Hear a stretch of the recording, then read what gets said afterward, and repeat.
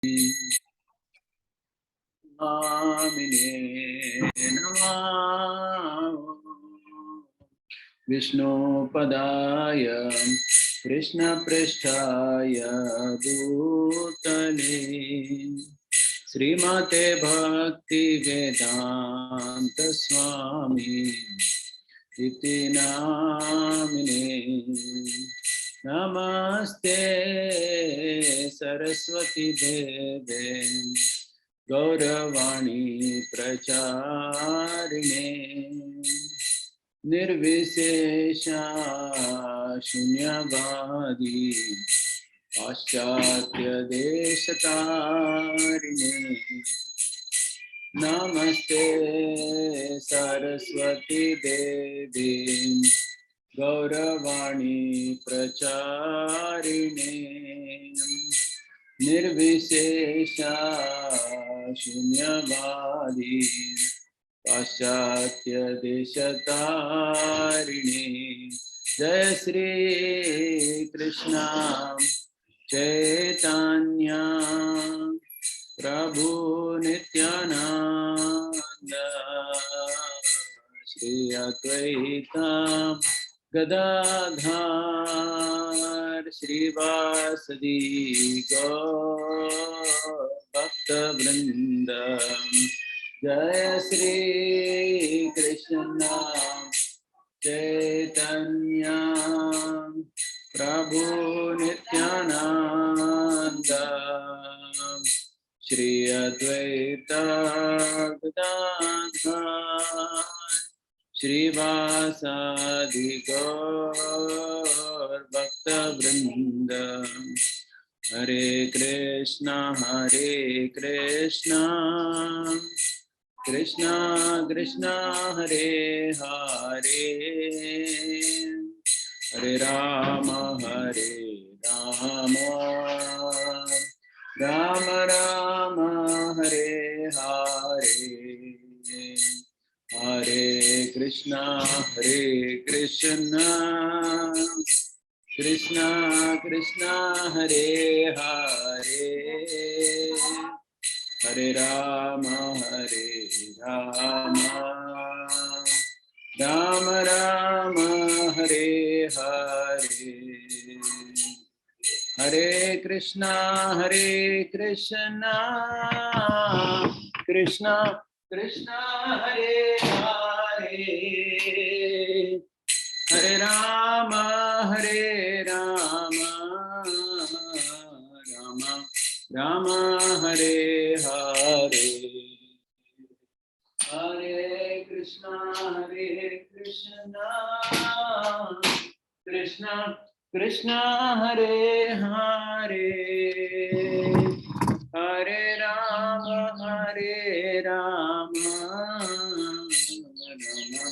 Rama Hare Hare Hare Krishna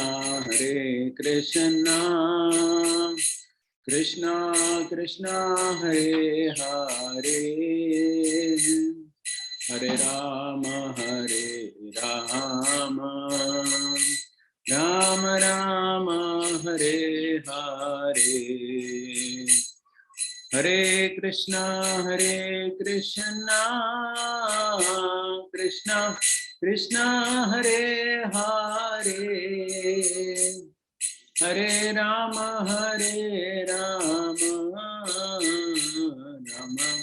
Rama Hare Hare Jaya Prabhupada Jaya Prabhupada Jaya Prabhupada Hari Bol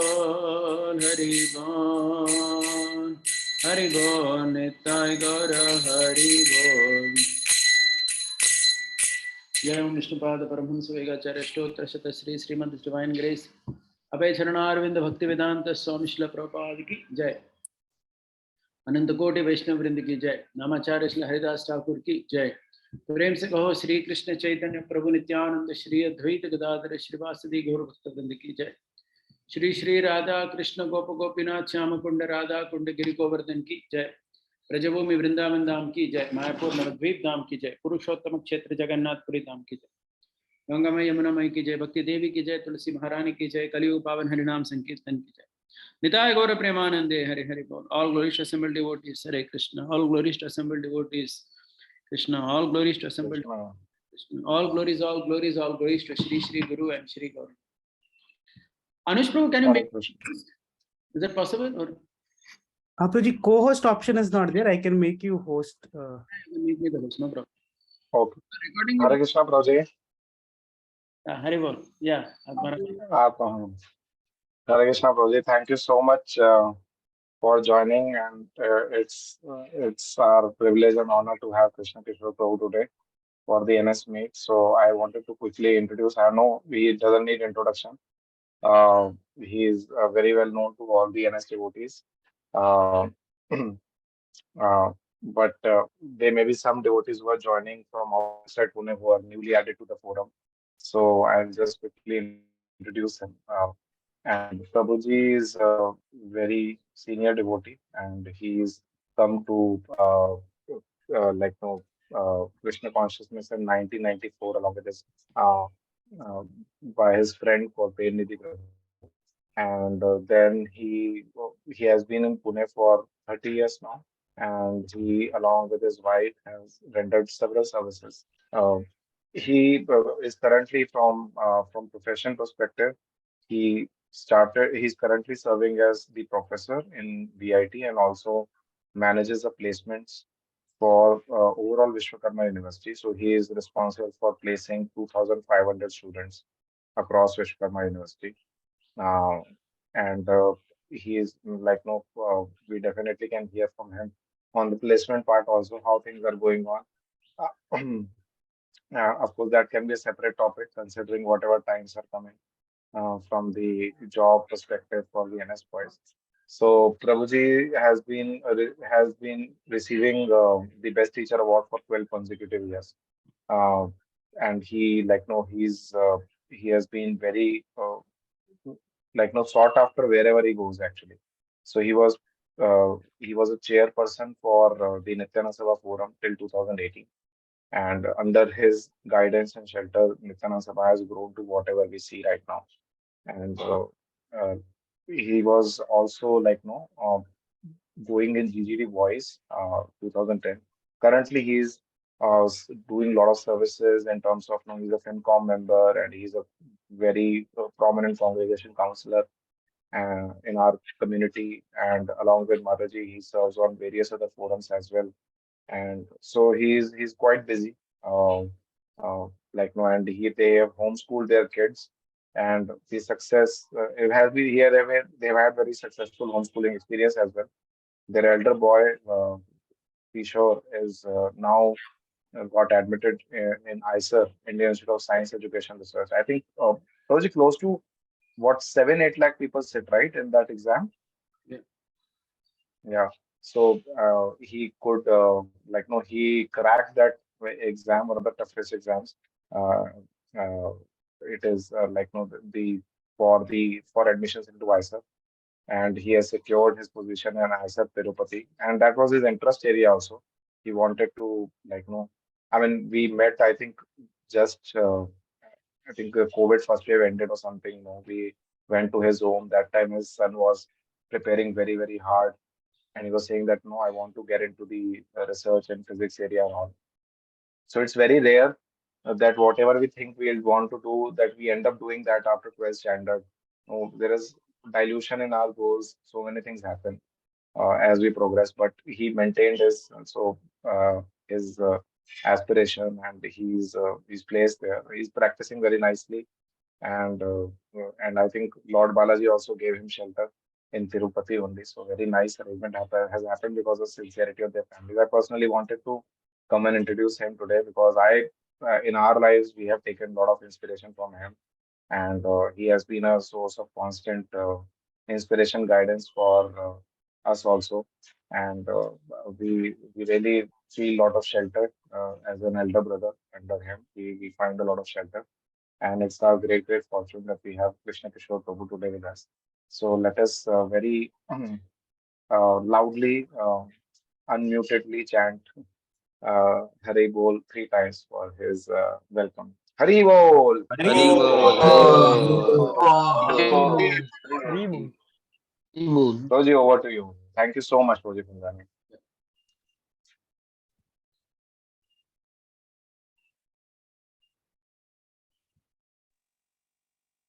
Hare Krishna. Yeah. Hare Bol, Hare Bol. Yes, Roji. Over to you, Roji. Thank you so much. Hare Krishna. Yeah. Om Jnanatimirandasya Jnananjana Chakshurunmilitam Yena Tasmai Shri Gurave Namaha. Sri Chaitanya Manobishtam Stapitam Yena Bhutale Swayam Rupa Kadamahyam Dadati Sapadadikam. Namo Vishnupadaya Krishna Pristhaya Bhutale Srimate Bhaktivedanta Swami Nityanamane. Namaste Saraswati Devi Gauravani Pracharine Nirvisesha Shunyavadi Paschatya Deshatarine. Vancha Kalpatarubhyascha Kripa Sindhubhya eva cha Patitanam Pavanebhyo Vaishnavebhyo Namo Namaha. Jai Sri Krishna Chaitanya Prabhu Nityananda Shri Advaita Gadadhara Shri Vasadi Gauravakta Vrinda. Hare Krishna Krishna Krishna Hare Hare Hare Rama Rama Rama Hare Hare. Hare Krishna. So welcome everyone today afternoon for this Nityananda Sabha class. So I thought I would be taking this theme of inspiration for Grihastha life based on select themes from the Bhagavad Gita. So I've taken 4 or 5 themes from the Gita that we will discuss today. So I'll have to spend some time introducing each theme, the verse in the Bhagavad Gita that talks about it, and then most importantly, how it applies to family life. So that is the focus for today. Right, so I understand that we will go up to about 12:30 or so, and then we can give half an hour or so for any questions, comments, etc. So that is the plan for the day. I'll share these slides. They are very simple slides only, but I'll share them with Anuj Prabhu or Atmaram Garam Prabhu. They can share it with all the other devotees later. Haribol. So, yeah. So these are the themes that I have selected to cover today. So the Gita, there are many concepts which Krishna speaks of. So I've just chosen 5 concepts, and we will speak about each of them. So the first concept is Swadharma. The second one is Kshetrajna. The third is Nishkama Karma Yoga. The fourth is Loka Sangraha. And the fifth is something called Guneshwaropya Kartritam. So these are all Sanskrit terms, but they are found in the Gita itself directly. So we will be looking at the verses that speak about these themes. So I will introduce each theme, and then we will speak about its application to family life. And that is where we will spend more time. Right? So here we go. We start off with the first one. Yeah. So the first theme is Swadharma. So this theme is considered in so many ways the heart of the Bhagavad Gita. Because if you see, there are only 2 verses that Krishna repeats in the Gita. One is this verse related to Swadharma, and the other is related to Manmana Bhava Madbhakto. So these are the only 2 verses that Krishna repeats in the Bhagavad Gita, and generally repetition is considered an indication of importance, right? Like we say Hare Nama, Hare Nama, Hare Nama Iva Kevalam. So anything repeated means that is considered important. Okay, so if you want to know in a nutshell what is important in Bhagavad Gita, then these are the 2 themes that are being stressed by Krishna. Manmana Bhavamadbhakto Madhyajimam Namaskuru, he speaks in the 9th chapter, last verse, and also in 18.65.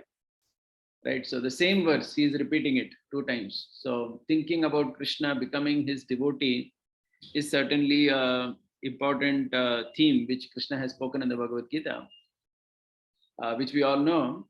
However, this is the second theme that Krishna speaks repeatedly in the Gita. In 3.35, Krishna introduces it. Shreyan Swadharmo Vigunaha Paradharma Sunishtitat Swadharme Nidanam Shreya Paradharmo Bhayavaha. So the translation by Srila Prabhupada: it is far better to discharge one's prescribed duties, even though faultily, than another's duties perfectly. Destruction in the course of performing one's duty is better than engaging in another's duty, for to follow another's path is dangerous. So this is the first place in the Bhagavad Gita where Krishna speaks about Swadharma. However, he speaks about Swadharma again in the 18th chapter. So I'm reading that verse as well, and then we will discuss both. Look at this verse again. Shreyan Swadharmo Vigunaha Paradharmat Sanushthitat Swabhava Niyatam Karma Kurvan Apnoti Kilbisham. Here Krishna is saying it is again better to engage in one's own occupation, even though one may perform it imperfectly, than to accept another's occupation and perform it perfectly. Duties prescribed according to one's nature are never affected by sinful reactions. Okay. So, so in this way, the same theme, Swadharma, is being repeated twice in the Bhagavad Gita. All right. Now, what is this Swadharma? The Swadharma is related to our functioning in the world based on our conditioned body and mind. So generally there are three types of dharma that is spoken in the scripture. One is called Swarupa Dharma, one is called Swadharma, and one is called Apad Dharma. Swarupa Dharma means functioning as per the constitutional position of the Atma. Okay, so like the bhakti that we are doing, connecting to Krishna or chanting of the holy name, all that is part of Swarupa Dharma, right? Because that is related to our constitutional duty. Swadharma is related to the conditioned body and mind, that is in relation to Varnashrama. And Apad Dharma is considered emergency duty. Okay, so there could be an emergency because of which somebody may take some particular role in the world temporarily. Okay, so here Krishna is clearly speaking about Swadharma. That means duties according to one's conditioned body and mind. Okay. So though the Atma by nature is, spiritual and eternally a servant of Krishna, in this world, it is covered by this conditioned body and mind. And according to it, it has a particular nature. And because of that particular nature, it has to act in certain ways. Okay. And this action is basically in terms of Varna and Ashrama. Okay, so for example, if somebody's body and mind is, generally for almost all people, their body and mind is such that they need family life, right? So they need Grihastha life. So that is Swadharma again. Entering Grihastha Ashram is actually considered Dharma. It is Swadharma, but it is also considered Dharma in our scriptures. Getting married is not about just some sensual desire or something. Okay, it is considered dharma to get married at the right age. Our scriptures lay a lot of emphasis on this, that one must get married at the right time and age. In the Mahabharata, there is a conversation between Bhishma and Yudhishthir. This is just before Bhishma passes away. They are conversing on all topics. So that time they are conversing about marriageable age also for girls, boys, everything. So for girls, Bhishma says that by the time they are grown up, that means they attain puberty, in 4 years they should get married, he says. And that is dharma. And Bhishma says that if a father doesn't get his daughter married in 4 years after she has grown up, then the girl should preferably run away and get married herself. So when I was reading that, I felt that today in colleges, most girls, that's exactly what they're doing, because they're all grown up so much and they're not married. So they just find somebody and just literally run away or have an affair or whatever. So the point is that to get married at the right age is considered dharma. So for Brahmana, for boys, the Brahmana, the age was 25. For Kshatriya, it was 21. For the Shudra, it was actually 16. So there was this age also prescribed in our Dharma Shastra about when a person should get married. And it is considered dharma because almost everyone's conditioned body and mind needs this environment of marriage. Okay, so that becomes Swadharma. Okay, so it's very, very rare that somebody would not need it at all. Okay, it's actually very, very rare that someone doesn't need marriage at all. Generally speaking, almost everybody needs to get married at the right time. I'm focusing on this point because in today's day and age, we see so many people, not only devotees, I see so many people even in the outside world where they keep postponing their marriage. They just don't get married only at the right time. So not fulfilling that particular responsibility at the right time, that is going against the swadharma. That is considered. So please try to understand the word dharma itself. Dharma, that this is the opening verse of the Bhagavad Gita, right? Dharma kshetre kurukshetre. Dharma means what? What does dharma mean?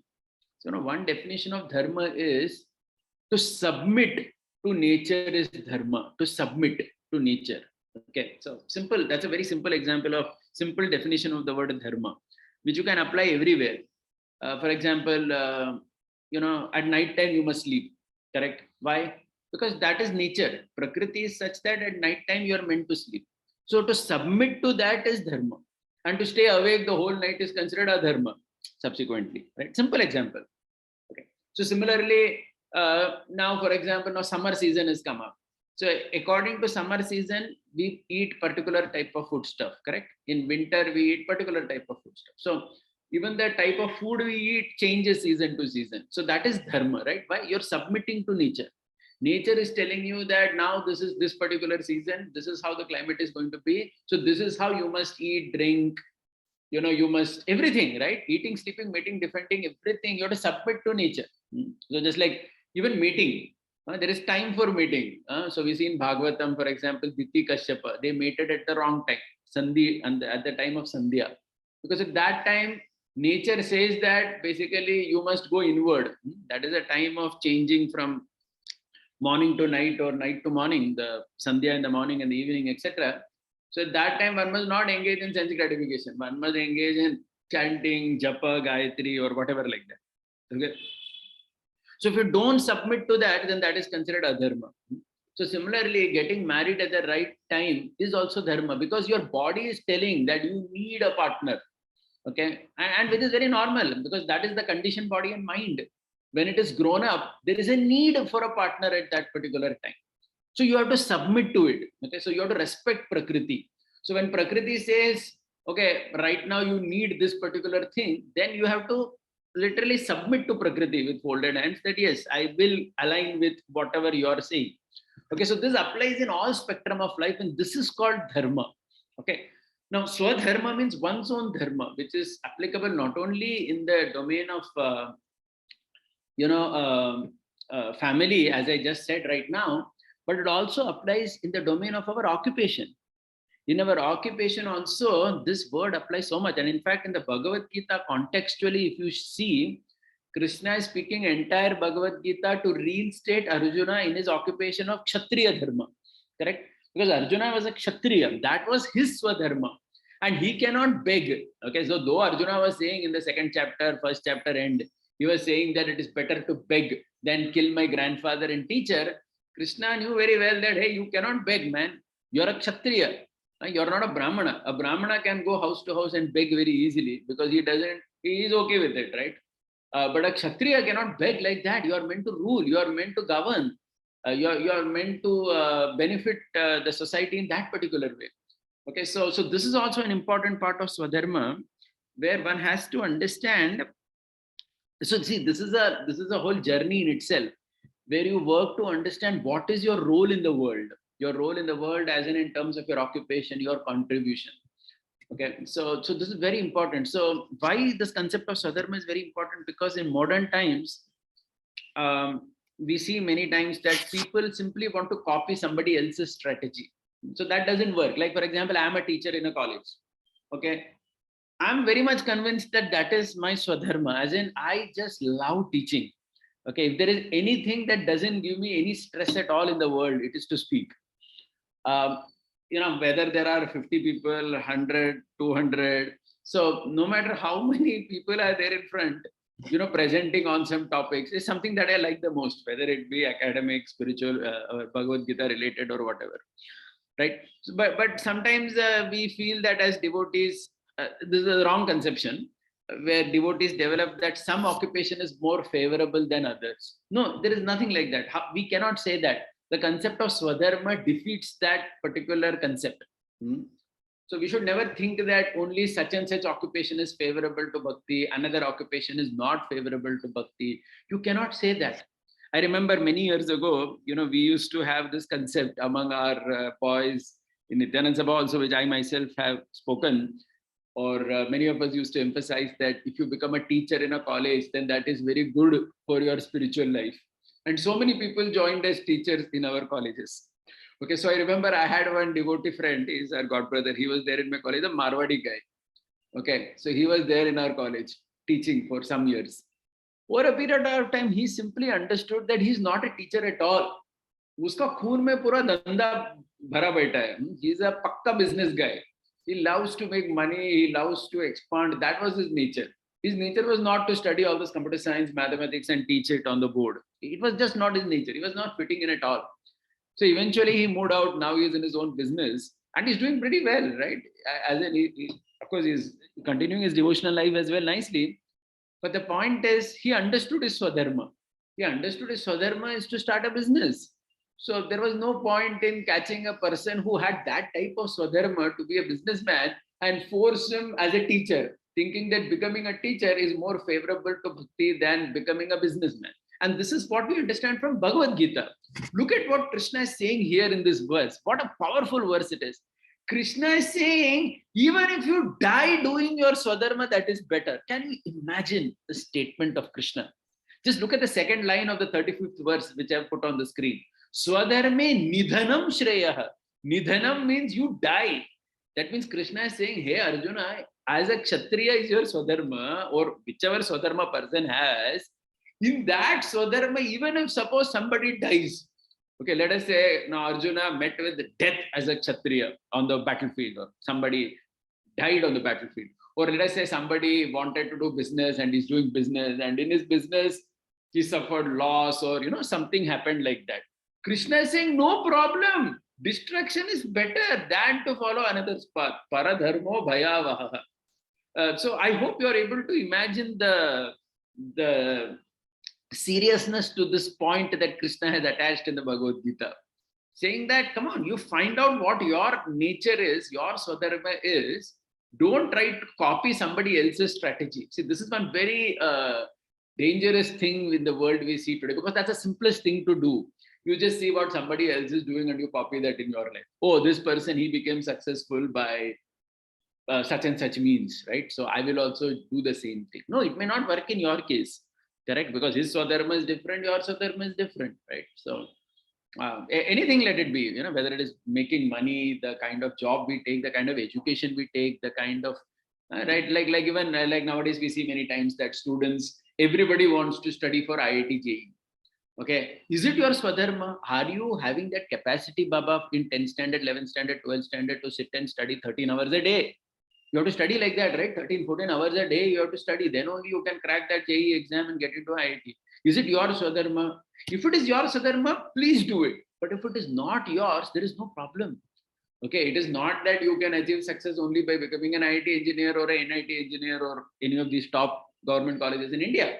Right? You can become successful in so many ways. So you'll have to find out where you are good at and focus on that. So this is what Krishna is saying in this verse. I hope you are able to appreciate this. And look at the next verse also in the 18th chapter, which I read, there also, see what Krishna is saying. The second line is different here. Swabhava niyatam guru guruvam napnoti kilvisham. Swabhava niyatam karma. Krishna is saying duty prescribed according to one's own nature are never affected by sinful reactions. Okay, as in when you do things according to your nature, the reaction is less, because you have actually, see, this is dharma, you have submitted to Prakriti. You have a Prakriti of a Vaishya, let us say. Vaishya means businessman, correct? And you submit to that Prakriti. You submit to that Prakriti. And in that businessman, like Prabhupada writes in the purport also to one of these verses, I'm not reading the purports today just because time is less, but I urge all of you to go back and read these verses in the Bhagavad Gita, right, completely. So Prabhupada says in this context that if a businessman sometimes has to say lie also, correct? Thoda jhoot bolna padta hai. No businessman can exist like some Satyavan Harishchandra saying that I will never say any lie. No, he will say that, oh, my dear customer, I'm not making so much profit here. So he has to say that, and that is fine, Prabhupada says. It's acceptable, of course.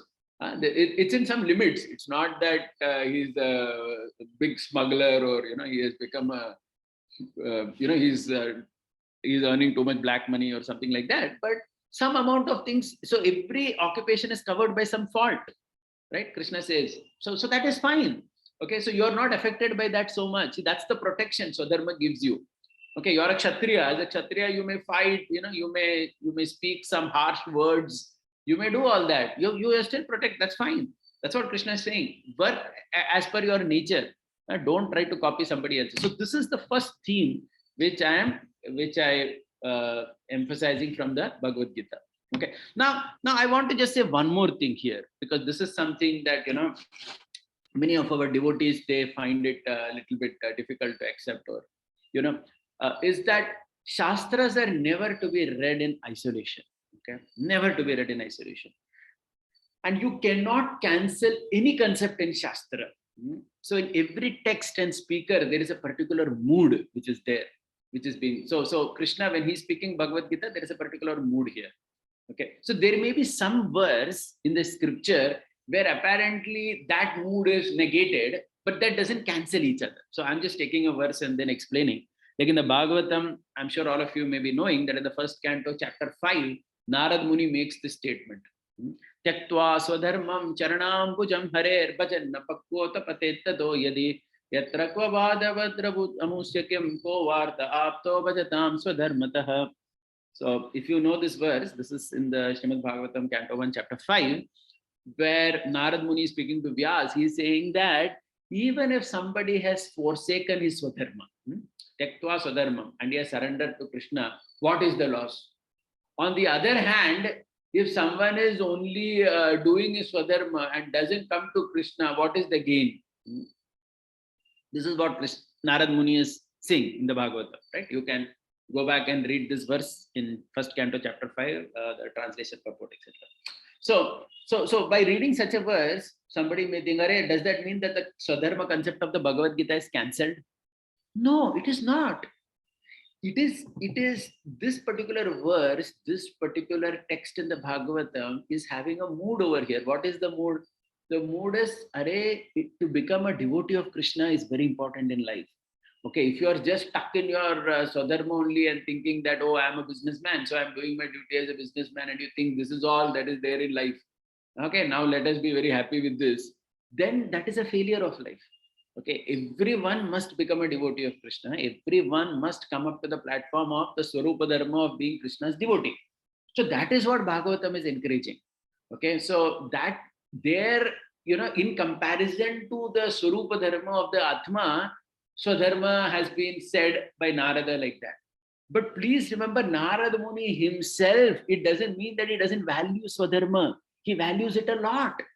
You will see in the same Bhagavatam, if you read 10th canto, chapter 70, there in the Bhagavatam, what happens? Narad Muni, he's telling Yudhishthir Maharaj that Rajasuya Yajna must be done. This is the Mahabharata and the Bhagavatam as well.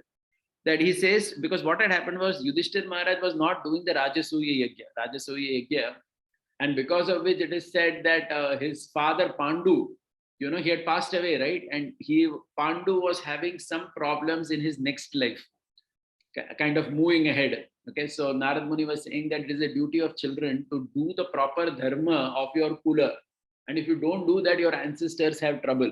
So basically, he tells him that no, you must do it, and then of course there were some other reasons also. Jarasandha had to be killed, and also Krishna had.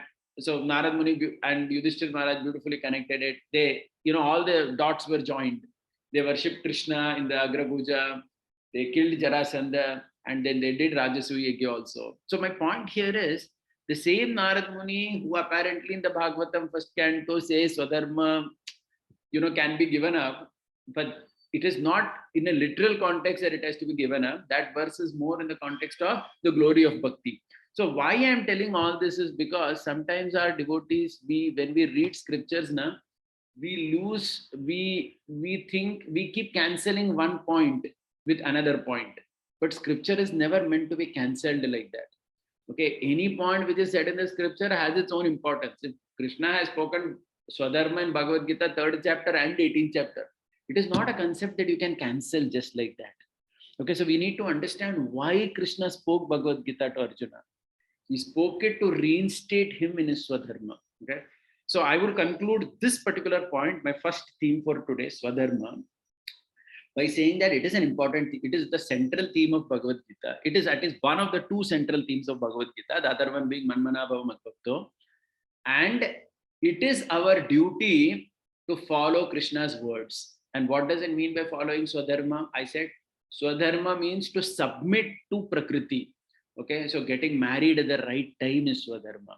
Please remember this. Okay, and not keep postponing that. So because your body needs it at that time. So at that time you have to accept it, so that is what I told you based on the discussion between Bhishma and Yudhishthir Maharaj in the Mahabharata. So that is Swadharma. Getting married at the right time is Swadharma, first thing. And second thing I said is to identify your own nature to work in the world in specific ways and submit to that. If you are a Kshatriya, let us say one of you is a Kshatriya, then joining a police, joining the army, one should not think that these are not jobs which are favorable. No, there is nothing like that. Krishna has never said in the Bhagavad Gita, hey Arjuna, these are the list of jobs which are favorable to Krishna Bhakti. Huh? He has not said that. No. You can be Brahmana, Kshatriya, Vaishya, Shudra, any occupation you could have. But the most important thing is that occupation should be according to your nature. It is not about whether that occupation is suitable to Krishna consciousness or no. Every occupation is suitable to Krishna consciousness. A businessman can be an artisan, a carpenter, a painter. Anyone can be a devotee of Krishna. So we have to work to finding our own nature, and we have to use this principle in our family life with your wife and children as well. Okay, so when you get married, your wife will have her own interests. She will have her nature.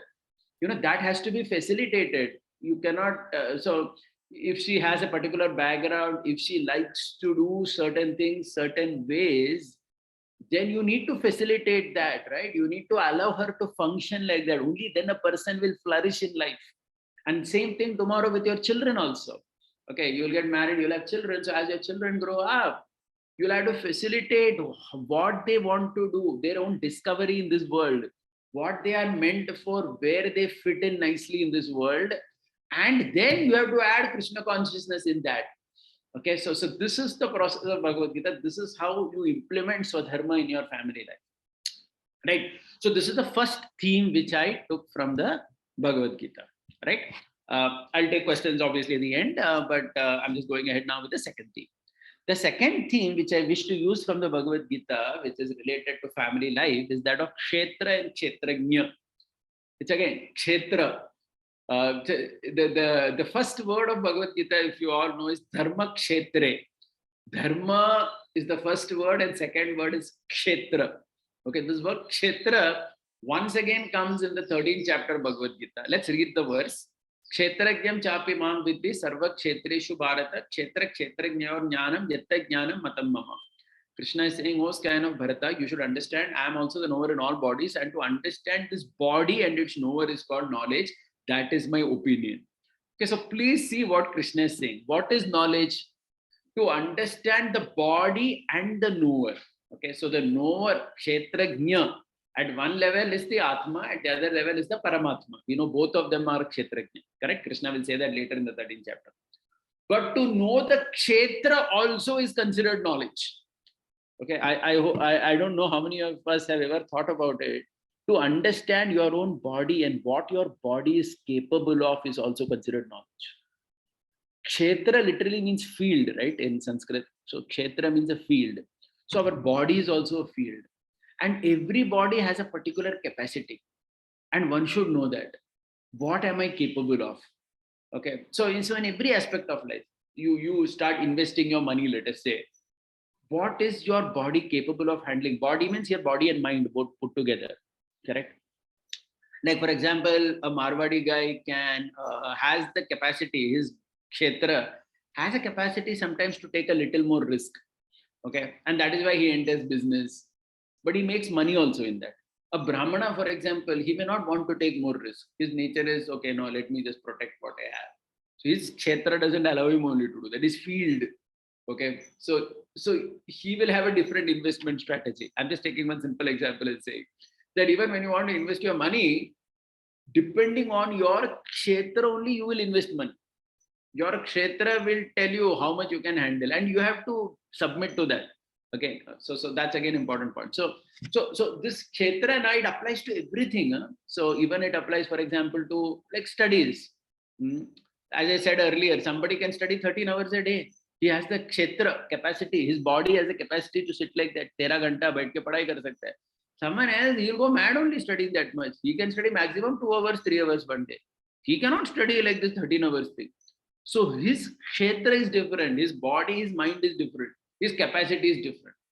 Okay, so Krishna is saying that to understand the kshetra is jnana. You should know what you are capable of. So this applies in everything. The services that we do. Okay, so sometimes it happens that a devotee either is underloaded, is overloaded. He takes too much service, which is not capable of, accomplishing. Okay. Someone else may accomplish something. His kshetra is like that. Your kshetra may be to accomplish something. So you need to understand what your capacity is. It's very important. So from this word kshetra in Bhagavad Gita is related to capacity. Okay, and this applies even physically. Huh? Like for example, if somebody is a farmer, someone's farm can grow sugarcane, someone's farm can grow rice, paddy. So he has to understand what his kshetra is and take care of the farm like that. Then only he will make correct money, right?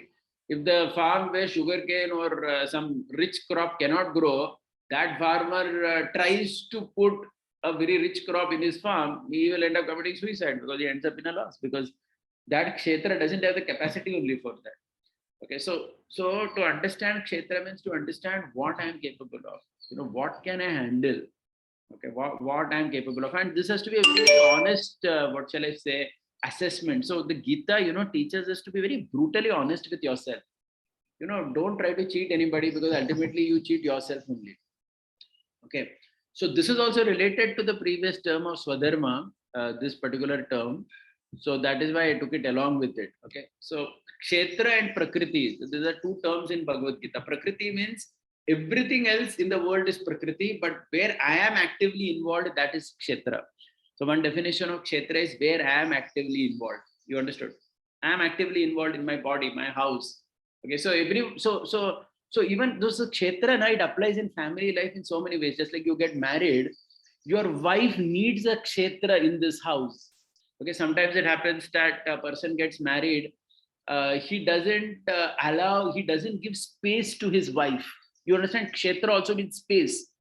Okay, so if the new bride who comes home, she must have a cupboard or some place where she can keep her stuff. She must have some place where she has some privacy, she can relax as well. Okay, so sometimes it is seen that I at least know one marriage in one of our devotee groups only that ended in a divorce because this boy got married and the girl, when she came home for almost 2-3 months, they never gave her any space only. Space means no proper place to keep even clothes. You may feel that this is very funny, but it is a fact. Okay, so this girl had to keep all her things in a cupboard, in a suitcase only, which she got from her father's place. And from that only daily she was using. It seems a very trivial thing, but from there only her frustration started. So I'm not able to live properly here. Are you getting the point? So kshetra, everybody needs a kshetra to flourish. If you are given the kshetra means the right environment. So the woman that comes home, she must have a space. She must have space not only physically, even mentally, right? She must have some sense of privacy. Okay, so these are all very important aspects of family life. If the right kshetra is not there, so the crop doesn't grow, right? Like if the proper field is not there, crops don't grow there. Similarly, without the right kshetra or space, a person doesn't grow in life. Okay, so that space is considered very important. And we will have to pay attention to this concept literally in the Gita. Okay, and if the right kshetra is given, then the Shastras compare it to a fort where you're secure. But if it is not given, then the same kshetra becomes like a prison house where you are actually imprisoned, where you are caught up. Okay, so we have to pay attention to sometimes very simple things in married life also, without which it can end in it can end in big trouble. So many of the marriages, if you see, one of the big challenges which many boys face, devotee or non-devotee, whatever is, the trouble between the daughter-in-law and the mother-in-law. Because what happens sometimes, unfortunately, some mother-in-laws don't give space to the daughter-in-law.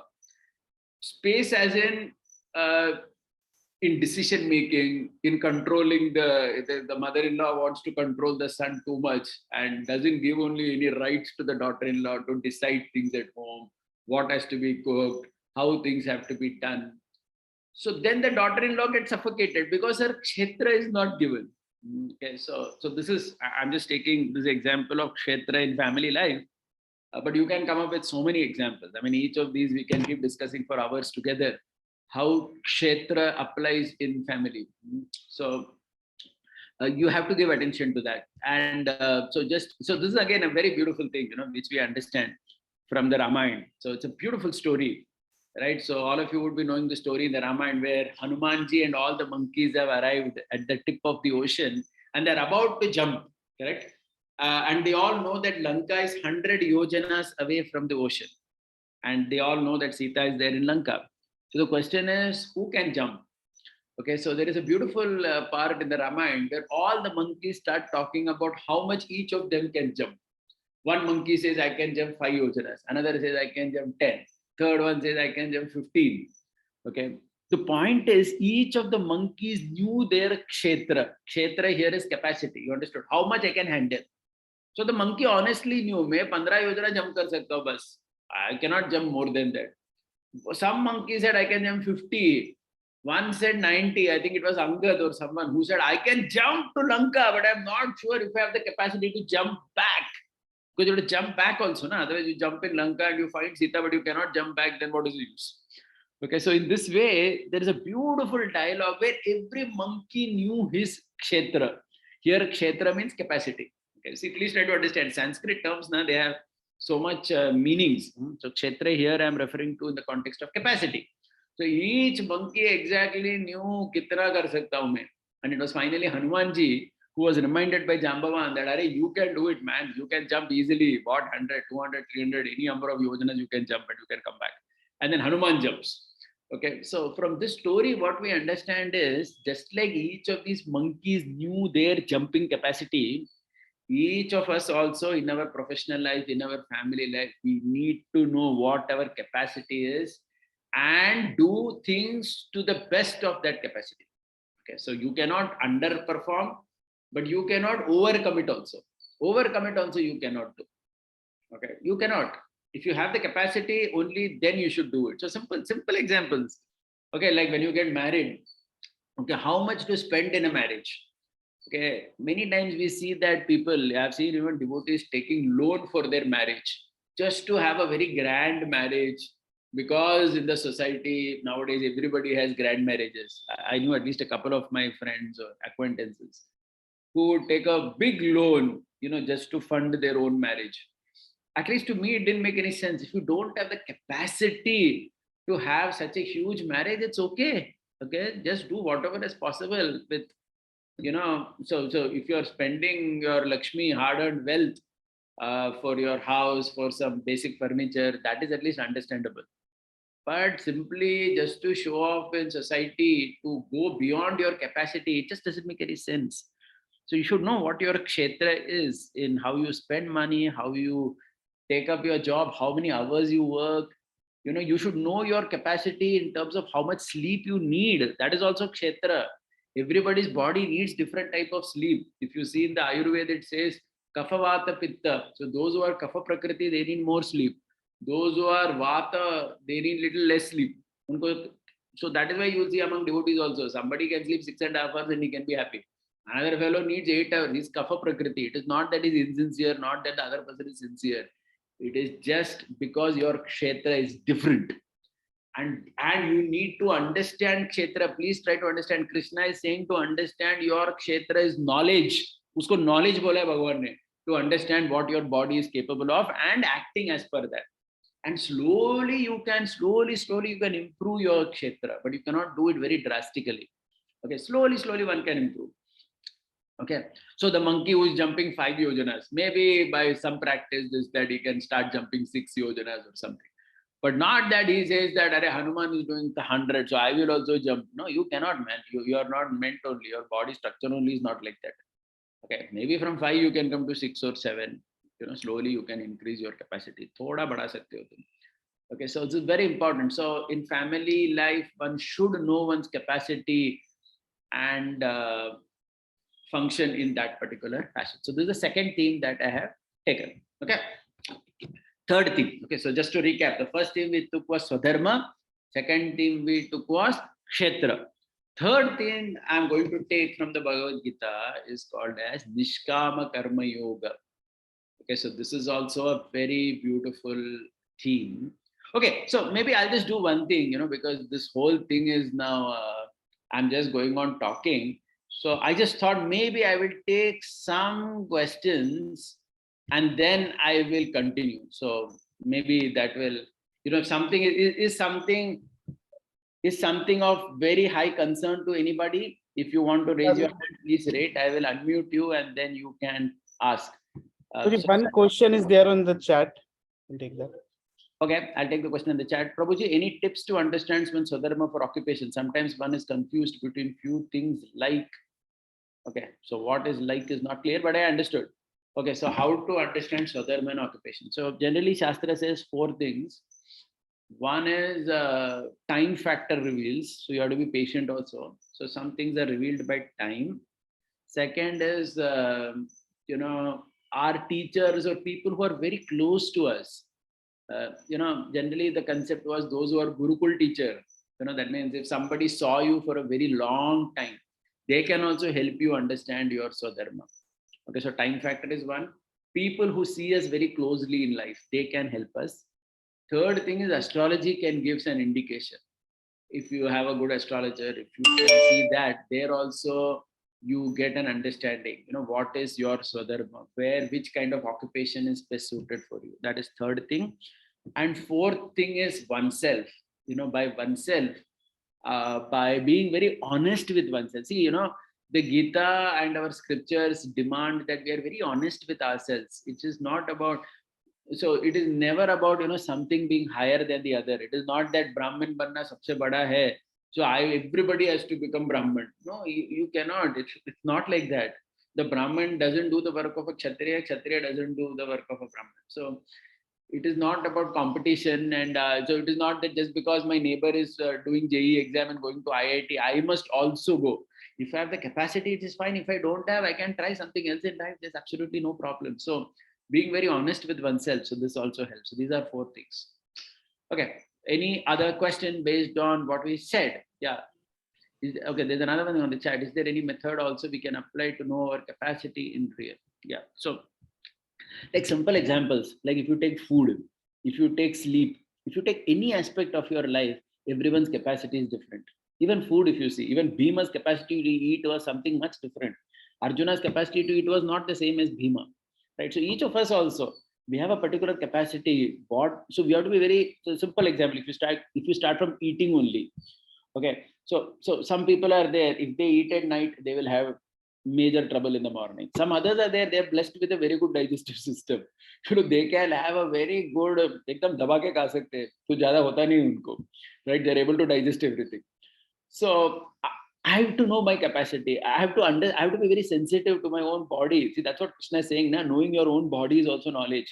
I have to understand kya khaya to mera kharab hota hai pet. How I'm, morning chanting is not going well. So the simple thing, I've just started with eating. Similarly, you take sleeping also. Okay. Somebody can sleep 6 hours. I know some brahmachari friends of mine, they sleep only 3 hours, 4 hours. Unka nature is vata prakriti, neend nahi aati unko. And they're fit. No, but I should not think that, unless I also have to get up at 3 o'clock like that, only then I'm sincere devotee. No, it's not like that. I may be kapha prakriti. I may be needing a little bit more sleep. So I have to adjust my things accordingly. Maybe I have to sleep early. I may not be able to get up at 3 or something like somebody else may be doing. So that is capacity. So similarly in every domain, kshetra means in everything it is there. Kshetra literally means space also, like I told you, right? So even when you get married with your wife also, you should know what her capacity is, and is she doing things according to her capacity. Okay. See, now, some people, see, every skill, like let's take cooking. Somebody may be a very good cook. Somebody can cook also for 50 people also easily. I know that. Like some people are having that talent, they have that very innate capacity to easily do that. For someone else, it's a great amount of stress to do like that. So you should know your capacity, and you should know by doing which, you're not overstressed, overburdened, and, too fatigued and, completely broken apart, right? Like if any other monkey would have tried to jump like Hanuman, they would have fallen into the ocean. Correct. The advantage was everybody knew kitna yojana mein jump mar sakta hu.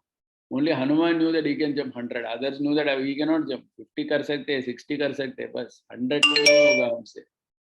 Right. So this is how it is. So this again, Kshetra also comes by very honest introspection. You have to be very sensitive to your own body and to the other people around you also. You have to respect their Kshetra also. Right? Like in a family environment, you should know what others need. Let's say your own father, mother come home tomorrow. They are staying with you for some days. You should know what their capacity is. Right? What you can give them, how much sadhana they can do. How much, what are their needs in terms of their own body and mind, and is that being fulfilled properly? Because if a person's kshetra is reasonably well fulfilled, they are happy in life. If they are not, then there is an innate frustration. Okay, there is a disappointment, there is anger building up within, etc. So in your family, you should not only know about your capacity or kshetra, you should also know about the people next to you, your family members, your close family members, your parents, your wife, your children tomorrow. You should know about what their capacity is, and you should not push anybody beyond that. And you should encourage everyone to slowly come to their level and slowly maybe improve, but they can't, do something that they are not meant to do in terms of their kshetra. Okay, so let me see. Other question. Raised hand also. If something is not in the capacity and important for one's advancement in terms of material or devotional, should one try to develop that or not? It's a very interesting question. Okay, see, first of all, try to understand if it is not in the capacity at all, if it doesn't fit in the kshetra. Now let me tell you, okay, see, then that comes under apad dharma category. So if you remember, I told you in the beginning only, there is swarupa dharma, swadharma, apad dharma. Apad dharma means emergency dharma. Okay, so let us say somebody's kshetra is not there to study too much, लेकिन अभी उसका वो 2 ही घंटा पढ़ सकता है, हो सकता है किसी का क्षेत्र ऐसा, दिमाग ही नहीं चलता है 3 घंटे के बाद. But let us say this person is facing some exam in life. At least during the exam time, he will have to work 5-6 hours a day, 7 hours, 8 hours. पढ़ना पड़ेगा उसको, because exam देना है ना, आपद धर्म है, emergency है उसके लिए. His normal nature is not like that. Okay, but that cannot be his normal way of functioning. Okay, during board exam, he can study 8 hours a day. But if you tell him for the next 5 years, you have to study 10 hours to crack UPSC exam, नहीं होगा उससे. So, apad dharma can be for a short period of time, but it cannot be for a very long period of time. This is from material perspective. Devotional perspective, let me tell you, there is no such problem at all. Devotional perspective, it doesn't work like this. There also there is kshetra concept. Okay, so please try to understand. Like Haridas Thakur could chant 192 rounds. Okay, you and me cannot do that, right? So this chanting are 16 rounds, and we are doing whatever we can do. Correct. Maybe sometimes Ekadashi we may try 25 rounds or something like that. So that also there is a capacity. You cannot imitate some great soul in terms of even in spirituality. Okay. Again, short term one may do, like sometimes in Janmashtami we stay whole night and do some service. But then most of the time we see agla 2 din aadmi so jata hai. He becomes so tired because his body was only not having such capacity to do things. So my point is, if it is not in your kshetra as an apad dharma, it can be done for a short period of time, but it cannot be the de facto working in our life. Right? Yeah. Someone else has asked, sometimes in job people may face difficulties in the beginning and later on go smooth. Doesn't mean the swadharma has changed. Okay, it's not like that. It is about getting used to it. So basically, see, this is just a practical point. So sometimes in a job, what happens is, see, anything with time also we get some expertise in it. Time also teaches us some expertise in it. So see, becoming an expert in something is different than swadharma. So please try to understand there's a difference in it. Whoever has asked this question, please pay attention to this. So, if somebody invests time in anything, they can have reasonable expertise in it. That is prakriti. That is how this world functions. If you invest time, kisi mein bhi thoda achhe ho hi jate ho. But the thing is, still, is it your swadharma? Is it your nature to do it like that? I'll give a simple example. Let us say programming. Okay, anybody in the world, if you teach them some basic Java, if you teach them how to do programming, they can manage it. It's not something very difficult. Okay, that doesn't mean that their swadharma is to be a programmer. Okay, so so that's a totally different ball game.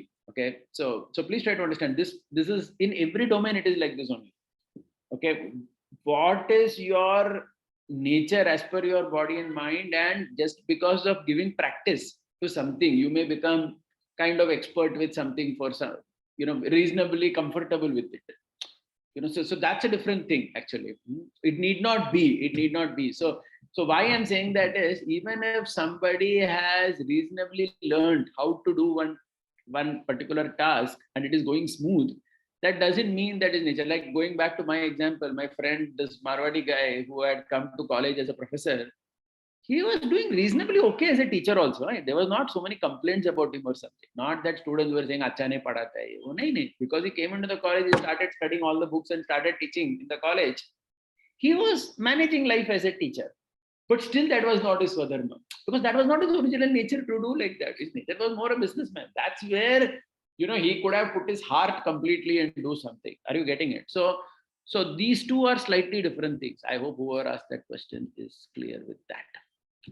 Okay, so let me see. Okay, so there are just a couple of questions I'll ask. I'll just take these two and go ahead. Rohit and Saurabh, one after the other. So Rohit, yeah. Go ahead, Rohit Tiwari, bro. Yeah.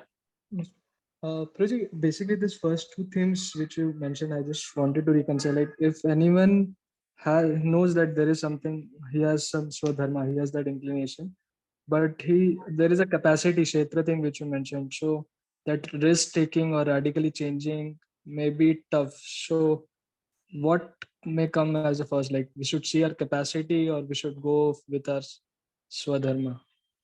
No, it is always capacity. They are related only. In every swadharma, there is a particular capacity. So capacity comes first before taking a vow or a sankalpa. So sankalpa means, to take a vow, to take a decision that I will do this. Okay, like all the monkeys, only Hanumanji took the sankalpa of jumping 100 yojanas. None of the other monkeys took the sankalpa. They all said, this is all we can do, and they just stood there. So understanding of what one can accomplish is followed by the task. It's always like that. It can slowly increase over time, very slowly, gradually. It can increase over lifetimes maybe, but it cannot increase very drastically. It cannot. So in today's liberal world, we are taught anybody can do anything. That's kind of fashionable. But Gita doesn't teach us like that. It teaches us that your nature is very strongly there with you from birth. You have to discover that. You have to discover your capacity and improve in that direction only. Usi direction mein aap aage improve kar sakte ho. Let's say like Arjuna. Arjuna was Gandivadari, right? He was an archer. He was very good from archery from childhood, remember. But that doesn't mean that he didn't have to practice. Unko bhi kaam karna pada. Are you getting it? That was his swadharma. But slowly he improved his capacity over his life. But it is not that something is not in your capacity only you can't. Like for example, Yudhishthir Maharaj did not become a Gadadhari. Correct? Yudhishthir Maharaj, Bhima was fighting with the mace. Yudhishthir Maharaj was not like, he was not expert at that. Now, come on, you cannot say that, all are Kshatriya only, na? What is the problem? If Bhima can fight with mace, even Yudhishthir can fight with mace. No, that is a hippie culture, right? It doesn't happen like that. So, right. So there is an understanding of what I have this innate capacity, and slowly I can improve in that direction. Bhima also worked to become a better mace fighter than he was before. Okay, but the Mahabharata says that by the age of 12, it was very clear which Pandava had which direction. Arjuna was good with archery. This was all clear before they met Dronacharya, mind you, in the Mahabharata. Okay, Arjuna knew that he is going to be an archer. Bhima knew he is going to be Gadadhari. Nakul and Sahadev knew that they are going to be good with that sword and that some other thing, axe. And our Yudhishthir knew that he was good with this javelin, spear, throwing that. He was good with that. Even in Kshatriya, they knew the subset, what they are good at. And then they practiced and they bettered their capacity over a period of time. Arjuna is called as Gudakesha because whole night he was practicing and all that. But they didn't practice the wrong thing. Okay, so it is not, so that's what I'm saying. Yudhishthir was not practicing Gada Yuddha. That was, so that's the point. Does that make sense? So, no, Prachi, like capacity, I was talking in terms of risk taking. Like, let's suppose I wish to switch to what I feel I am good at, but I don't have that capacity to handle the risk, other things, because Oh, It may not pay me and all those things. So that capacity I'm referring. yeah, I got it. I got the point. Suppose, let us say somebody's in one job, and then he feels that this job is not going well with him. So he wants to go to another job.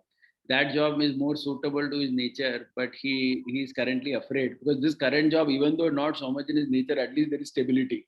It is paying me. Yeah. I understood. It is stable. It is paying. The other one is a little bit, thoda hey. See again.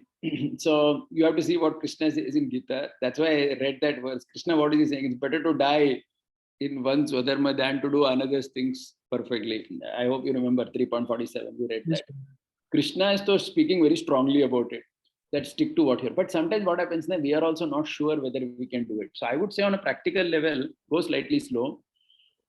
Consider the pros and cons. Maybe, see nowadays the world also allows you to kind of slowly plan and go in such a way. The bottom line is you do only when you're comfortable with it. If you are too much anxious, then again that will disturb your peace of mind and everything. So switching job just because the current job doesn't fit my nature so much, the other job fits. Okay, it has to be very carefully done, and also it has to be done considering practical matters. Like, just to give you an example, many times I know many devotees and even outside people who unko UPSC ka bhoot pad jata hai. They feel that they want to become an IAS officer or something, which is good thing. But then you have to understand some practical things. There are 800 UPSC posts every year released by the central government. Some 30 lakh people are giving that exam. Even if you are good, what is the probability of actually getting that? So if you have a background and a backup, it is okay. Like, I know one boy is a devotee boy. His parents are very, very wealthy, and they have told him that 4 years you can sit and study UPSC, no problem. Even if you don't get job, our business is there, you can come back to that, or we have some backup. Such a person can take that risk. But if you are a normal middle class guy, money is important for you, and if somebody says that UPSC is my swadharma, so that is more my nature, so I will go to that. But you don't have a capacity to take that risk. And then the practical matters are also there. How many UPSC posts?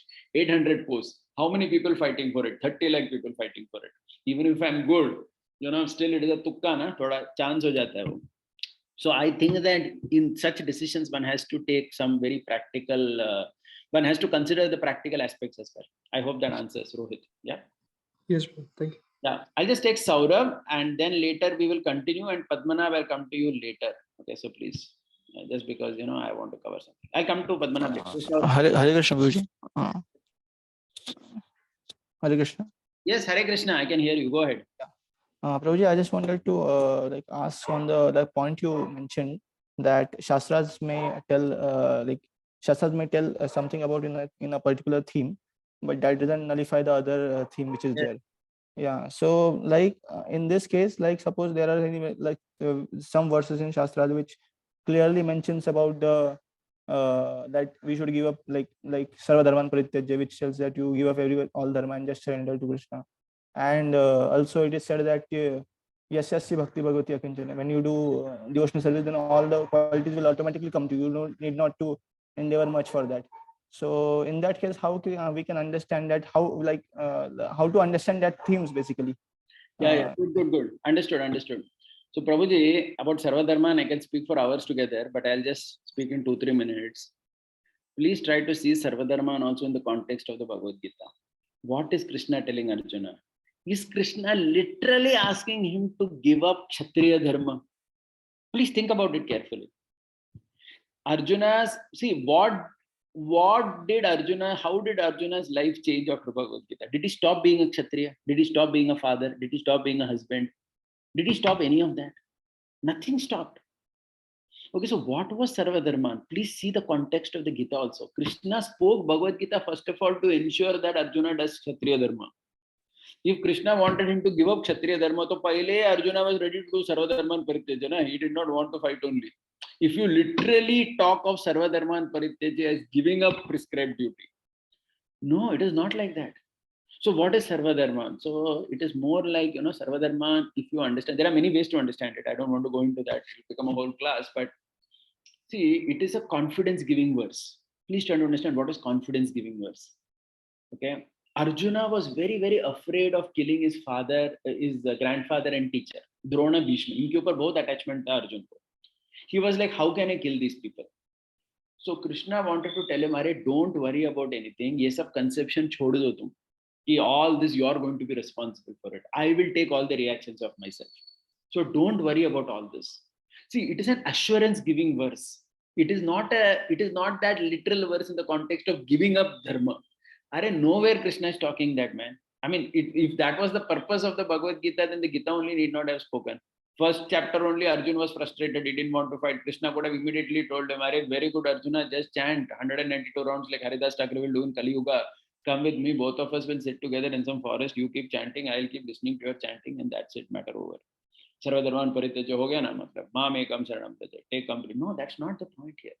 So it is, I mean, just to give a mundane example, like sometimes a child, he has to give a very competitive exam. He's very afraid. Child is very afraid that, "Arey, kaise dunga main exam? Kya hoga mere saath?" So sometimes the parents give a confidence. Na? They say, "Arey, don't worry about everything. You just give the exam to your best of the capacity. Whatever happens, we are all there to protect you. Na? We will all handle the problem together." Correct? Parents say that to a child sometimes. Literally, what does that mean? Actually, it means nothing in a way. The child only has to go and give the exam. Okay. But the parents are giving an assurance. They are giving a backup. They are saying that we are there for you. Don't worry, we will handle it together. It is in that spirit you have to see Krishna's Sarvadharman verse to Arjuna in the context of the Gita. He is giving him an assurance to not worry about so many things. Right? He's saying that just don't worry about everything. Give up all these conceptions that you're responsible for all this. I am there to handle all this for you. It is just like that parent or the mother lovingly embracing the child and giving a confidence.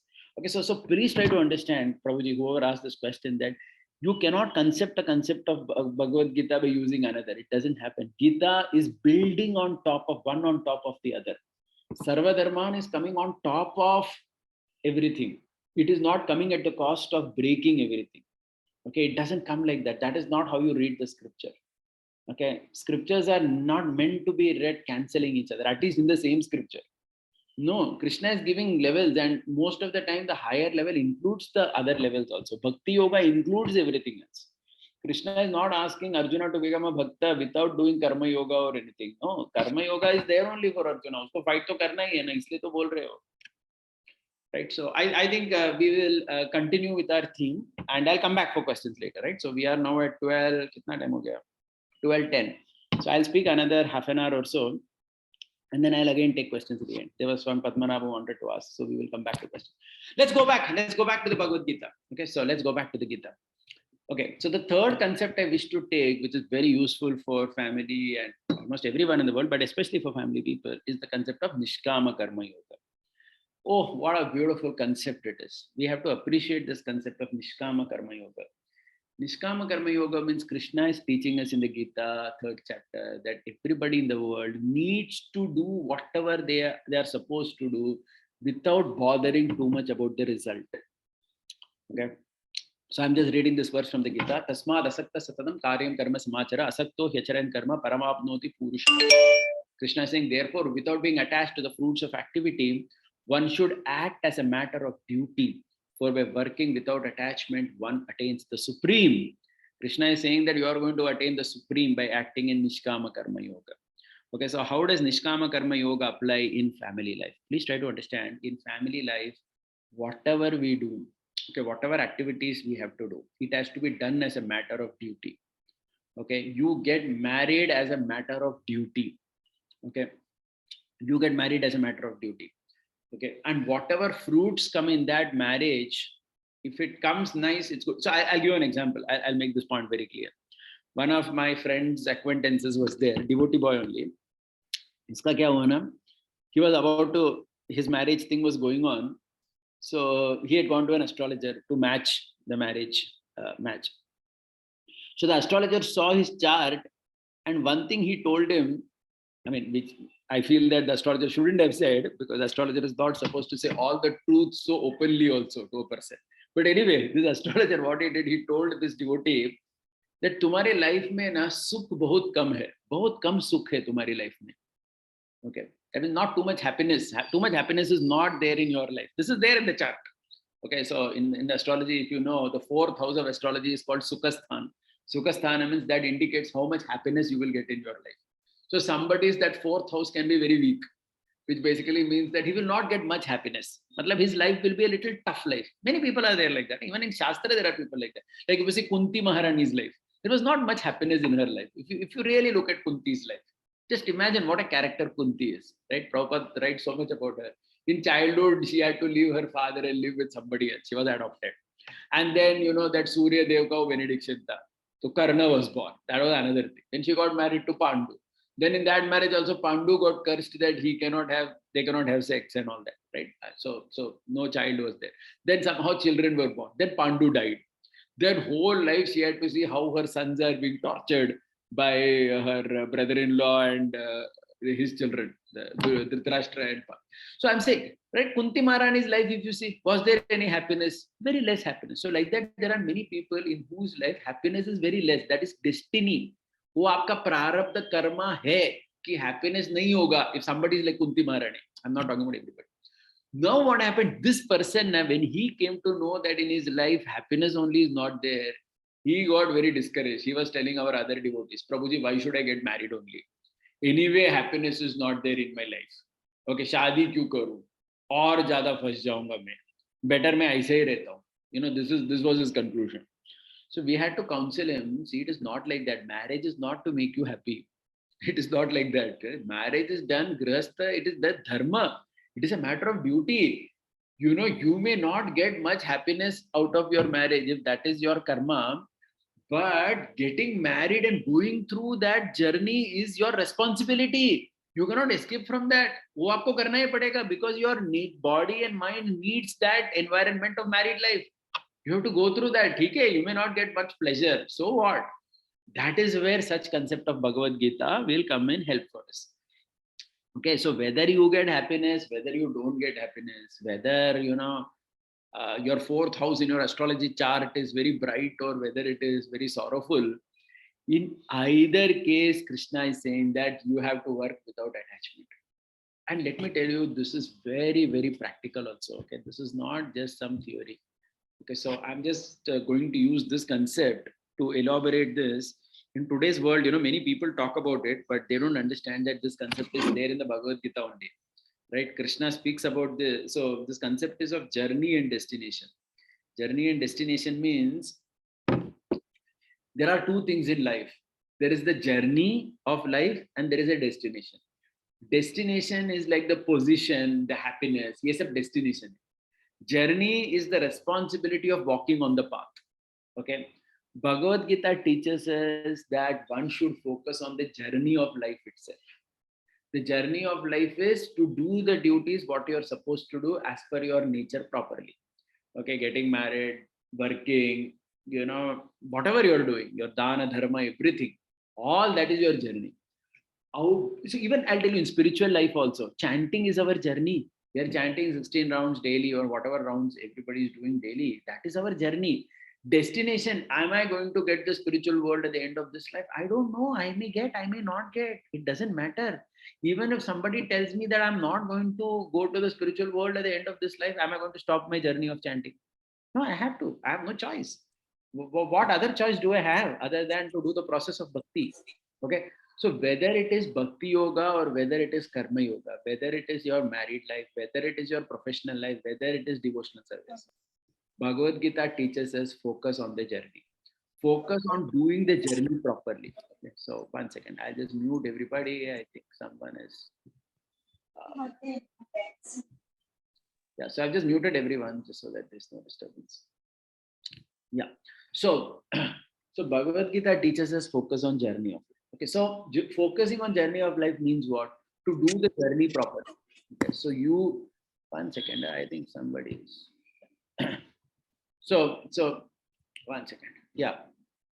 So focusing on journey, that means when you get married, you have to focus on your responsibility in that married life properly. How you should be a good husband, how you should take care of this woman who has come into your life, how you should ensure that both of you together do your Grhastha duties properly. That is the journey. Okay. Having children at the right time. That is journey. Now, what will happen as a result of all this?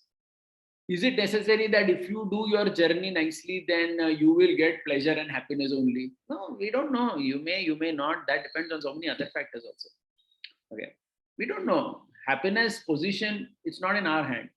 So that is why I'm saying this is this concept of Bhagavad Gita na Nishkama Karma Yoga. We have to actually implement it in our family life. You will be forced to. And if you do, then you can be peaceful also. And if you don't, you can feel very despondent that why things are not happening the way you want it. So too much of expectation, tends to be an issue. See, so getting married, having a desire, that is perfectly fine. But suppose somebody says, I want to get married only to Miss Universe, then that is too much a desire. Like you can't be so specific in that. Okay. So this concept of Nishkama Karma Yoga also teaches us that you can have general aspirations in life, but you can't make it too pointed. Okay, you can't make it too pointed. Like for example, somebody can say you can't have a destination, a goal that I want to become the Prime Minister of country. You don't control that whether you become Prime Minister. Somebody can say that I want to go into the political field and slowly see how I can progress. That desire is okay. So, there are some desires which are not in line with the Bhagavad Gita only. That means too pointed, specific desires you cannot have in life. You can have general aspirations. You can have a general aspiration that, you want to start a business. You can't have an aspiration that I want to become the next Ambani or Adani or something. That's too specific. You don't know whether you will become like that. You don't have control on that. Okay. So like that. So one has to bring this in one's day-to-day life also, where one focuses on the journey of life without bothering much about the destination. And this is most practical. Okay, so I also want to basically say that, 1 second. I don't know why. 1 second. My slides, they just jumped. Just give me a second. Just give me a second. Nishkama Karma Yoga. Yeah, so the Bhagavad Gita speaks about living life. So one thing is, the Mahabharata and Gita, I'm just going to the scripture again. We need to read the Bhagavad Gita and the Mahabharata to understand how to live life. Okay, how to live life. How do you actually live life, right? So so Bhagavad Gita is, please remember one thing special about Bhagavad Gita, since we're talking from Gita today, is that Bhagavad Gita is a Vyavahara Shastra as well as an Adhyatmik Shastra. Adhyatmik Shastra means it is teaching us how to focus on Krishna, but it is also Vyavahara because it is teaching us how to live life. How many times Krishna is emphasizing on Nishkama Karma in Bhagavad Gita? How many times he emphasizes that? Okay. The problem is that most of the time we have too many specific desires, because of which our life doesn't progress only. We just get stuck. I know so many people who in their marriage इतना specific desire लेके बैठते हैं कि शादी ही नहीं होता उनका. मतलब वो जो वाइफ उनको चाहिए वो मिलती नहीं उनको, क्योंकि बहुत ही ज्यादा desire है कि ये चाहिए, ऐसा चाहिए, वैसा चाहिए. See, some general things you can have, okay, but then too specific, too much of aspiration, it actually goes against Nishkama Karma Yoga, and it actually brings problem also. It doesn't work. Okay. So Bhagavad Gita beautifully teaches us the practicality of life and worshipping Krishna. Both of it is teaching to us, right? Worshipping Krishna, the principle is Anya Vilashita Shunya, correct? That's the principle. And similarly, working in this world, the principle is Nishkama Karma. Okay, we will have to bring that. We will have to literally bring that. Now, again, this doesn't mean that. So you have to also understand what this means. It doesn't mean that you go to office tomorrow and you work and you're okay if you don't get salary also. No, it's not like that. We're not saying that. Okay, so Nishkama Karma doesn't mean one is a fool, that one is abused and one is exploited and one keeps his mouth shut. No. So it is understandable that, it's understandable that when you work in this world, you will get some fruit. That part is understandable. But to be very specific about only if I get this, I am to be considered successful, that is a problem. Okay, so this is the point that I'm trying to make here. Okay, so basically these three scriptures which are there, Ramayana, Bhagavatam and Bhagavad Gita. They all three have different purposes. Ramayana is how to be a leader. Bhagavad Gita, Srimad Bhagavatam is how to love God, and Bhagavad Gita and Mahabharata is actually more practical, how to live in this world. And without coordination of these three, we live an imaginary life. The goal is love of God, but we need to operate in this world on this platform. Okay, and what are the advantages of Nishkama Karma? The key benefit is you are clear why you are approaching God also. See, because if you have Nishkama Karma only, then you can come to Nishkinchana Bhakti. Nishkinchana Bhakti means unalloyed devotional service. If you have too many specific aspirations in things, then you, even when you come to God to do Nishkinchana Bhakti, becomes very difficult, because the nature keeps going ahead. Okay, so you have to accept what is there and go ahead. And if you don't practice Nishkama Karma, what happens? Too much attachment to the result causes excitement and bondage. Aversion causes depression. Okay, aversion causes aversion from the expectation. That means if you don't get what you were thinking, then it's like a scorpion bite. You are suffering too much. Okay, so Krishna teaches us the middle path, and consciously one has to read these verses, see how to implement in one's life and practice. Right?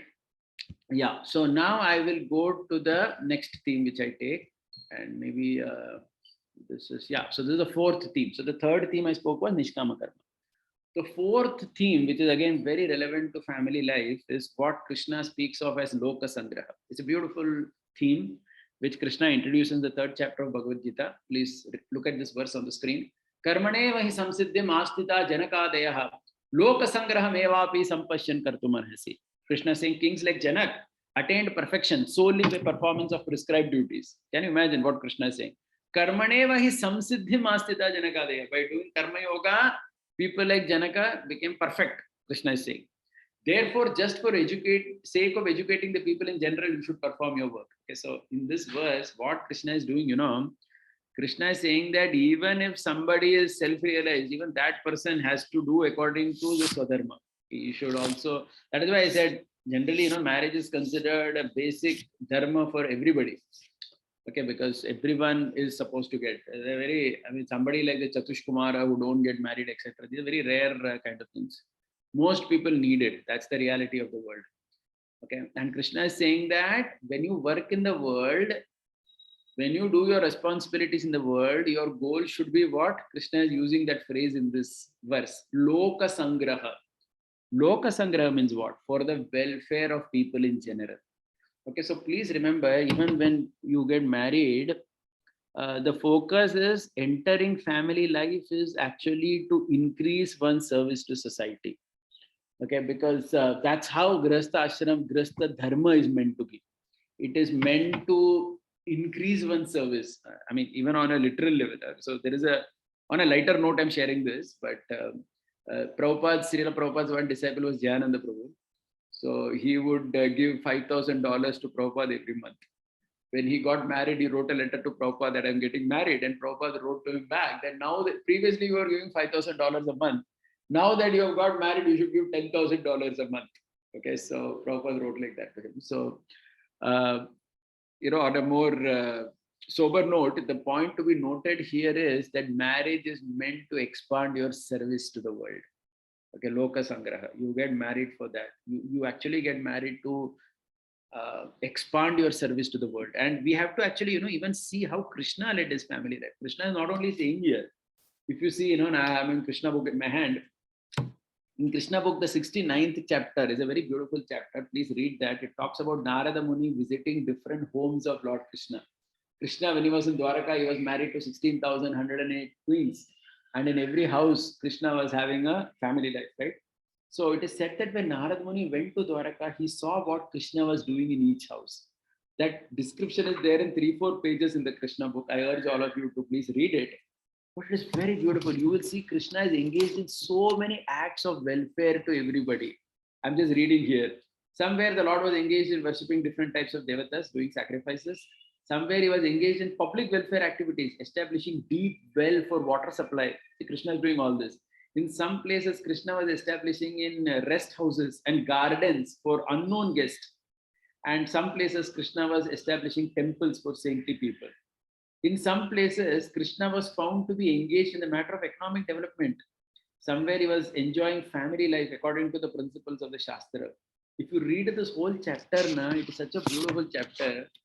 Krishna in Dwaraka in 16,000 houses is engaged in so many acts of welfare for people in general. That people includes his own family, arranging the marriage of his son's daughters on time, welcoming a child in some family, doing social welfare acts like planting trees, digging wells. Ye sab kar rahe Bhagavan.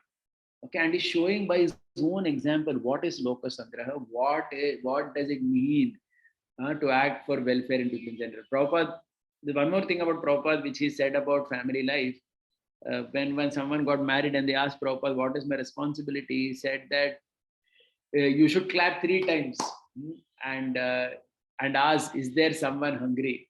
And if somebody is hungry, you should call him and feed the person.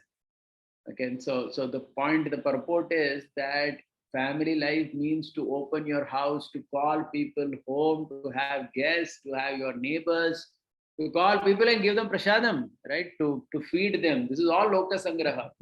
This word Loka Sangraha in the Bhagavad Gita, it has a huge relevance for family life, because that is the purpose of family life, to act for welfare of people in general. And that welfare includes everything. So that welfare is also to create a legacy. So please remember, purpose of married life in Vedic tradition is to create legacy. See, this is a very big difference between purpose of marriage in the Western and the modern world. Western world, general understanding is marriage is for fun. It is just for sense pleasure. Here it is not like that. It is a dharma. It is to create legacy. It is to create good children out of the marriage. This is another important point. Many times we see that people get married and they don't have children in time. They keep postponing it.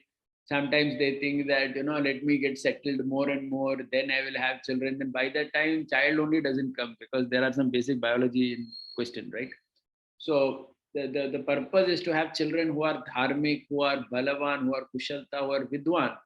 Okay, so there's one Gujarati saying, I'm not quoting it, but it says that the purpose of family life is savaya. Savaya means to improve the next generation by 1.25 times. It's a very beautiful concept. It's a very practical concept also. मतलब ज़्यादा नहीं बोला है.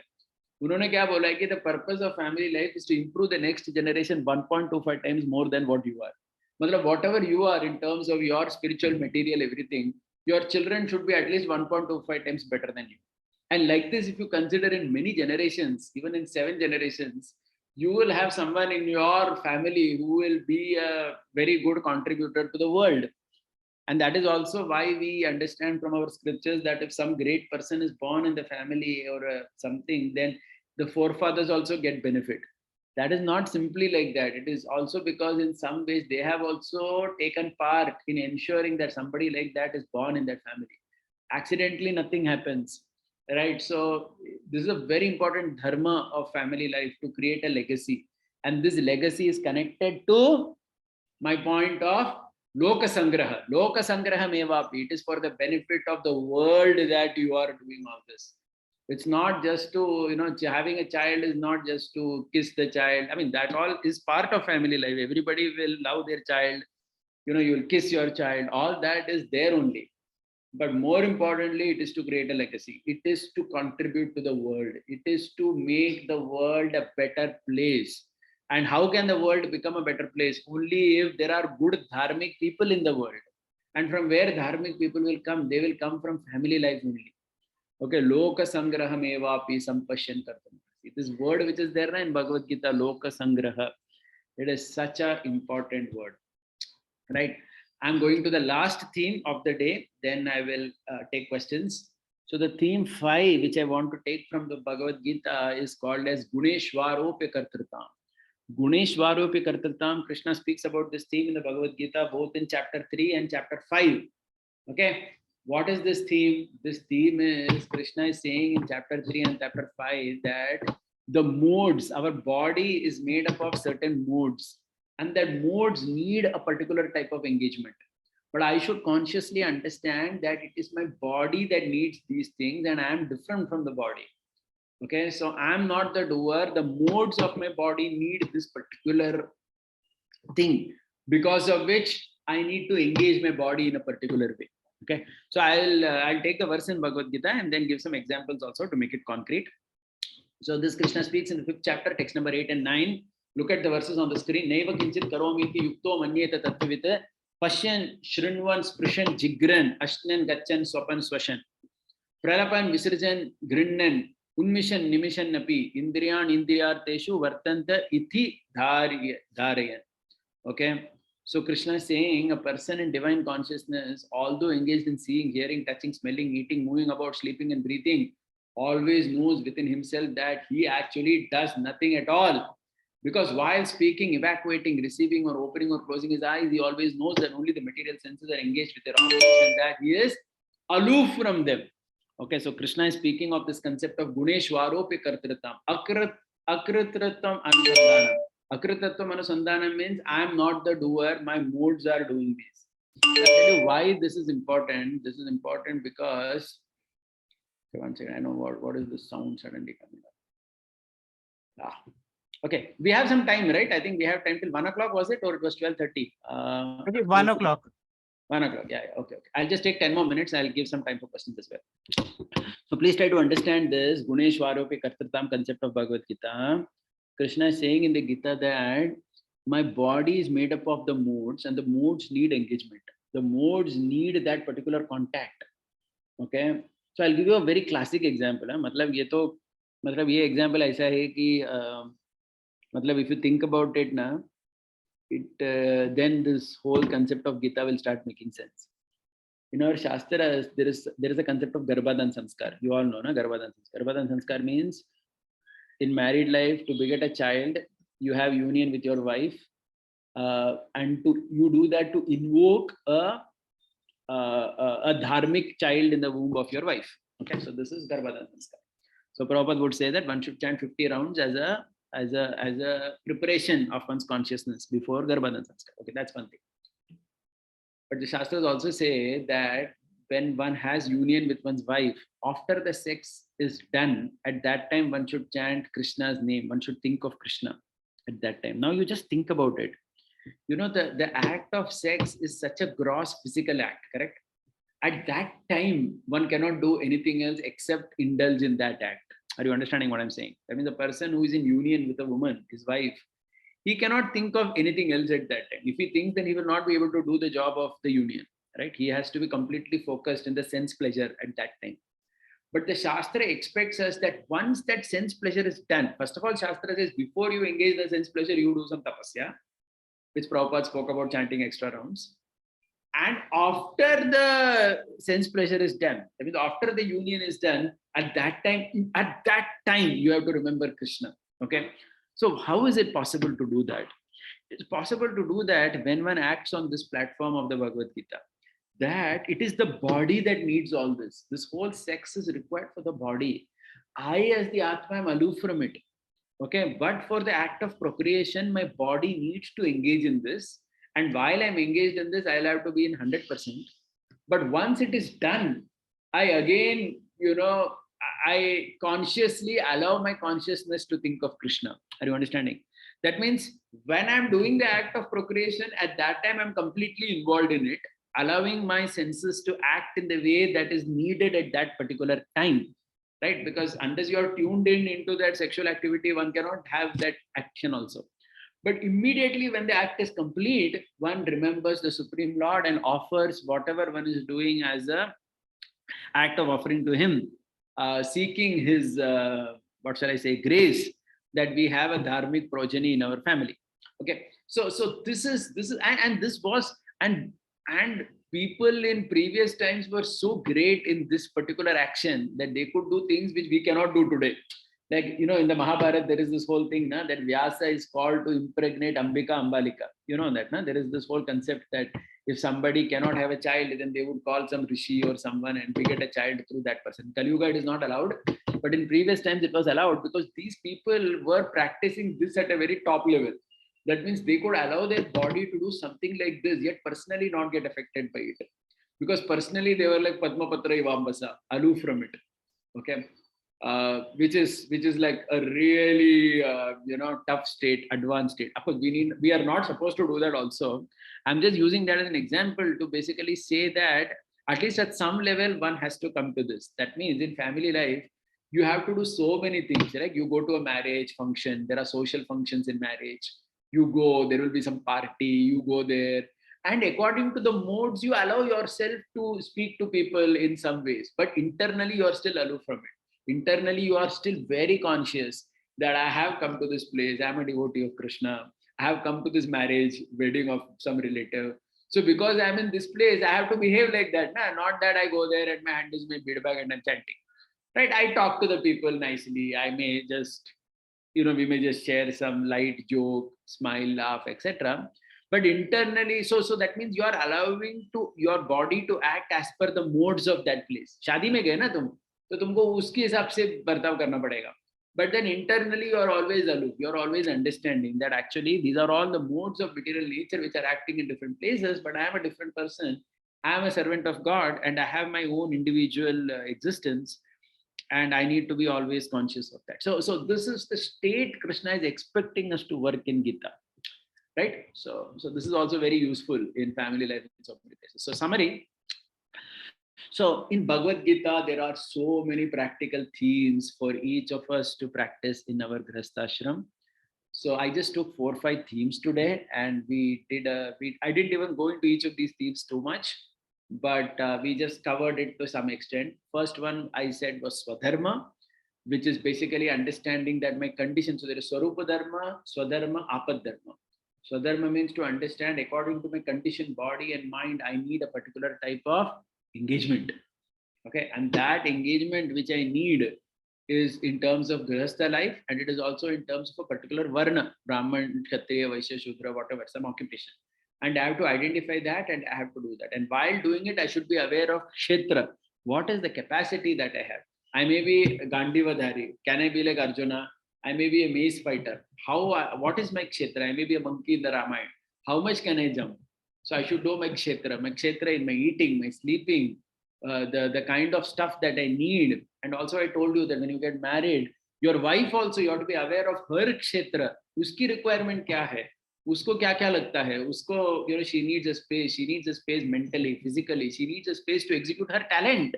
She may be having some talents, and that needs a kshetra, a place where the talent can come out. And if as a husband you don't facilitate that, your married life wouldn't go too well. The third concept we spoke was Nishkama Karma Yoga, how Krishna is bringing this importance of focusing on the journey of life rather than destination. Okay, so I said that even if happiness is not there in our horoscope, like Kunti Maharani's life, no happiness, but still she has to go through family life. Okay, so family life you don't go through for fun, you go through as a dharma. And you go through doing everything as a matter of duty, focusing on the journey, try to do the journey better and better. Destination, whatever comes, accept it as a mercy of God. Okay, but the focus is the journey of life. I will continue, for example, somebody nowadays, many times people have infertility problem. They don't get a child. But that doesn't mean that they have to stop trying. They have to keep trying to get a child. Whether a child will come or no, that is not in our hand. That is in God's hands. Okay, so Nishkama Karma Yoga, we have to implement in family life. Fourth thing I said, Loka Sangraha. Krishna is saying, Loka Sangraha mevapi sampasyan kartamasi. Do things for the welfare of people in general. We saw from the 69th chapter of the Krishna book how Krishna himself was engaged in Loka Sangraha. We spoke examples of how family life means to feed guests, to call people, to do things for the welfare of people. And one important part of Loka Sangraha is to develop good progeny. Achhe bachche karne, family life. That is a very important part of Loka Sangraha. Because that is what you give to the world when you're dead and gone. So please remember, all these people, even the nice devotees we are having today, is because their ancestors were dharmic people. That is why such people were born in their family. Correct? Loka Sangraha. And the final concept I spoke was Guneshwarope Kartrita. That is, it is the modes which are actually working. I am simply a witness. I am simply aloof from all this. But sometimes I have to allow the modes to function. So I gave a simple example like Garbhadan Samskar. Even in that, right? So at that time of physical union, you are involved in it. But then at the end of it, you're withdrawing yourself completely and chanting the name of Krishna at that time. This can be done only by a yogi who is acting on the platform of 5th chapter of Bhagavad Gita. Right? So with that, we will end the session, and we have another 20 minutes, so I can take some questions. Hare Krishna. Yeah, so where is my, yes.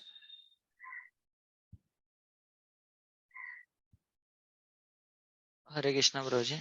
Can I go ahead? Yeah, please, whoever. Yes, Prabhuji. First of all, thank you very much. It was very thought-provoking and very helpful class, Prabhuji.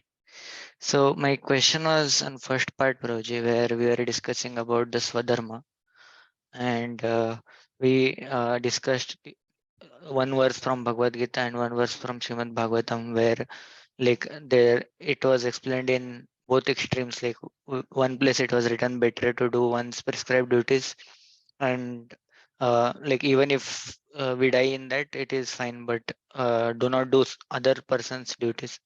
And the verse from Bhagavatam was quoting like if for devotional service we can give up our material occupation also. So basically you were explaining that in Shastras there are no sentences, like they will not contradict or negate each other. Yeah. But isn't it like they are giving the higher understanding of like philosophy of bhakti and how to understand what is this? And basically, once we add devotional service in our life, uh, will it not change? Like, because in practical sense, you were explaining for Rohit Prabhu's question also, like practically also we have to see if current situation is helping us to practice devotional service more nicely, then we can continue for with that. So can you please some shed light on that? Yeah. Sure. So please try to understand this. So first of all, I made the statement that at least we are not even reading all Shastras. Only 2-3 scriptures our devotees read. That is Bhagavad Gita, Bhagavatam, etc. So I was saying that you need to, we have to understand the spirit in a verse. See, there is a word and there is a spirit in the verse. So just like Narad Muni, there is another statement of Narad Muni. I don't know whether you have heard about it. He says, Aradito yadi hari tapasa tatakyam, Naradito yadi hari tapasa tatakyam. So Narad Muni is saying in that verse that if you are doing Aradhana of Hari, what is the use of tapasya? And Naradito yadi hari. If you are not doing worship of Hari, what is the use of tapasya? Now, what is the focus in this verse? Is the focus that tapasya is not important, or is it the focus that Aradhana to Hari must be done? Are you getting the point? So there is a spirit in the verse. मतलब हर चीज में एक spirit रहता है. Spirit क्या है verse का? कि आराधना to Hari is the goal of life. But इसका मतलब ये नहीं कि तपस्या का importance ही नहीं. तो उस context में ऐसा दिखाते हैं. But obviously tapasya is important. Today Ekadashi, we are supposed to be fasting today. Tapasya only. Tapasya is part of life. So now there are other verses also which says, right, our Rishabdev says that there must be tapasya. Okay. So the point is, you cannot use that verse and say, "Arey tapasya kuch needed ही नहीं है." मालूम है क्या? Narad Muni said, "Just do aradhana to Hari." क्या है tapasya वपस्या रखा है? Eat, sleep anytime you want, do anything. क्या है tapasya वपस्या रखा है? No fasting, nothing in life. No, it's not like that. So it is to show a particular. Suppose sometimes something is to be shown.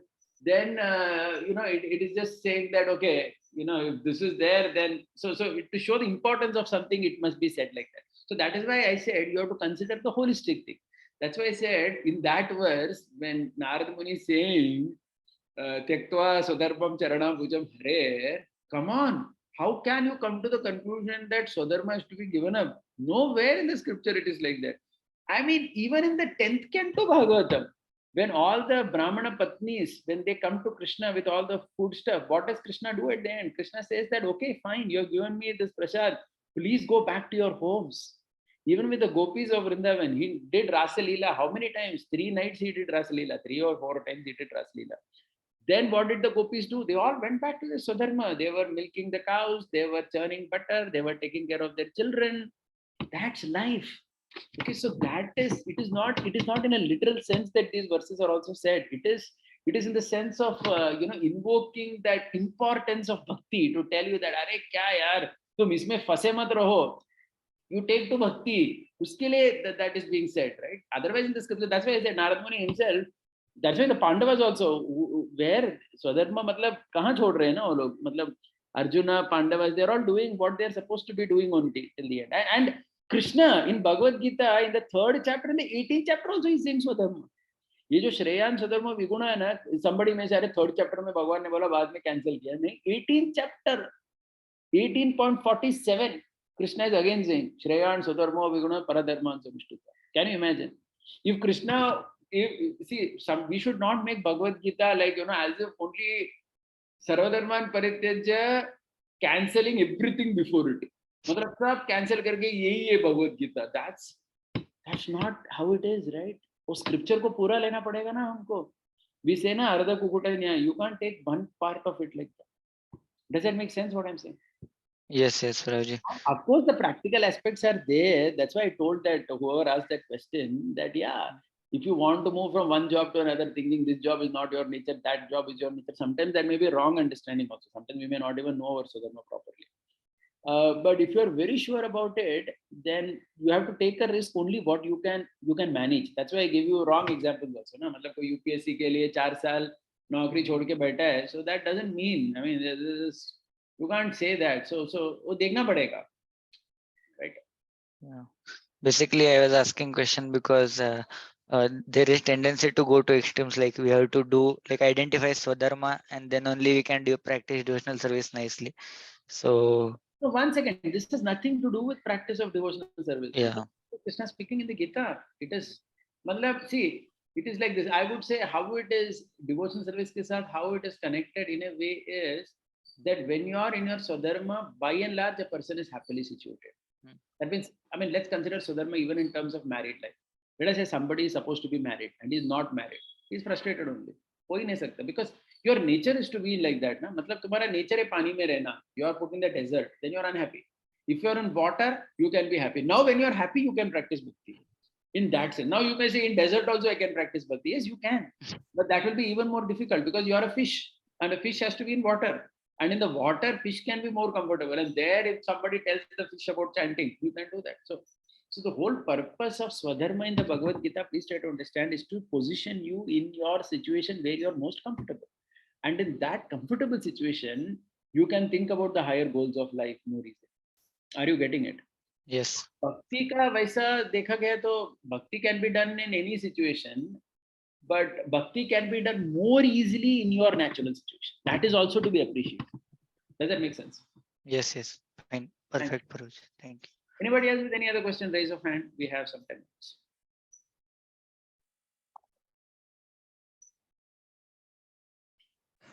Prabhuji, there's another concept which Krishna brings, like in third chapter, he mentions about worshipping demigod or approaching demigod. And then it appears going ahead, he tells that he's unintelligent. So again, like sometimes it appears that Krishna cancels himself and devotees does highlight. So how to take that part if you... Good point. So this needs much more elaboration than what I can do in 2 minutes. But I'll just take a couple of minutes and tell you this. See, basically, I'll tell you both sides. Third chapter, Krishna speaks about Devata worship. Fourth chapter also he speaks. If you read 4.25 Bhagavad Gita, Krishna says, Deva meva pare yajnam jajante paryupasate. Okay, you see Prabhupada's translation also. He says that some yogis perfectly worship the Devatas. Prabhupada writes. 4.25 Bhagavad Gita translation. Some yogis perfectly worship the Devatas. That is the translation of that verse. Because worshipping Devatas can be done. So if you look at Arjuna himself, right? He was worshipping Shiva for Grihastha, Durga Devi. I mean, every Devata they did whatever worship to get various facilities, right? To engage in the service for their service. They did that. Okay. But then Krishna in the 7th chapter, he talks about Kama Istaitre Jnana. He speaks about that. So I would say that, the way we understand is that, see, from a devotee perspective, going to the Devatas for greedy for fruits is an issue. That means, you are greedy for fruits. I want this, I want that. One doesn't do that. But in many situations, one may be giving position and respect to the Devatas also, which is natural. Like I'll give you a simple example. If you buy a house, you may do Vastu Puja. Everybody does Vastu Puja, no? The Vastu kya hota hai basically? It is nothing but various Devata Mandal only. You are positioning them over there. You are giving respect to them. Okay. Matlab, or kabhi, even if you, in any marriage or anything if you do, most of the time they start with Ganpati Puja in the marriage. Like if you call a normal Purohit, they start like that.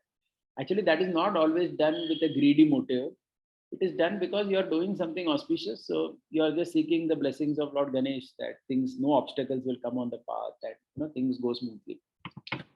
So that's why Rupa Goswami also writes in Bhakti Rasa Amrit Sindhu that one should begin anything with the worship of Ganesh. That's a very Vedic concept. Everybody did that.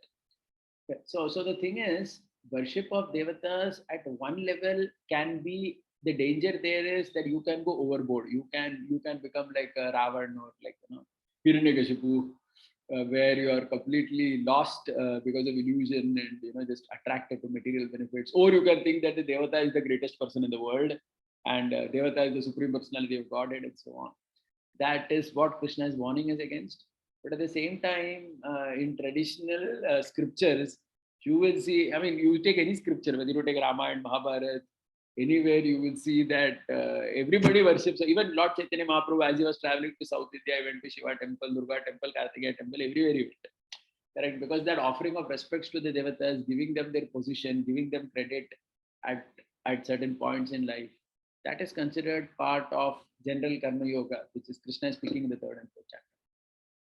Okay, I hope that makes sense. But this is also a very brief answer. I mean, we can discuss this about 2-3 hours in detail, but I just gave a brief answer. Haribol. Yeah, preferably somebody can stick to what we asked today because I didn't touch Devata worship. So something else. Yes, who's this Raju Prabhu? Yes, Prabhuji. Hare Krishna, Prabhuji. Thank you so much for a wonderful class. So one statement you said, Prabhuji, that like Grihastha life is, we should focus on journey. It's not for happiness or it's not purpose. But nowadays we see everybody is like whatever they are doing, purpose is to get the happiness. Ultimate goal is to get the happiness, whatever we may do. So how can we like sometimes some activities we need to do, but we may not get happiness into that. So Yeah. how to continue doing that? What should be our motivation to go on with Got it? it. I'll give a Yes, simple please. example, like a spiritual example first. Like Yes, chanting Hare please. Krishna. Every time you chant Hare Krishna, are you feeling blissful? No, Prabhuji. But you're still chanting. No? That is Yes, Prabhuji. journey. I mean, the Yeah. journey of life is to practice spiritual life, chanting, worshipping the deity, singing kirtan. That is the business of a devotee. हमेशा happiness आएगा ऐसा जरूरी नहीं. Okay, no, that doesn't mean that happiness will not come at all. Certainly, chant and be happy, we say. So eventually, you will achieve the pleasure of chanting. But you have to be very patient with it. It may not come in one life. It may come, Mukunda ka story in a Lord Chaitanya. After so many thousands of lives, he says that, you will come back to millions of lives. He was okay with it. So this is what it means to be focused. हम शिक्षाष्टकम में क्या बोलते हैं? मम जन्मनि जन्मनीश्वरे भवता भक्ति रहित. That life after Yes, life, Prabhuji. I want to be your servant होगा. तो पूरा हमारा spiritual life ना इसी पे focused है कि focus on the journey of life. So just like in spiritual life, it is like that. In your family life also, by and large, it should be like that. You focus on the journey. That means when you get married, there are things to be done in marriage. Okay, so your wife comes home, you're supposed to take care of her in that ways. You're supposed to do certain duties together. Okay, you're supposed to aspire for children together. All this you do.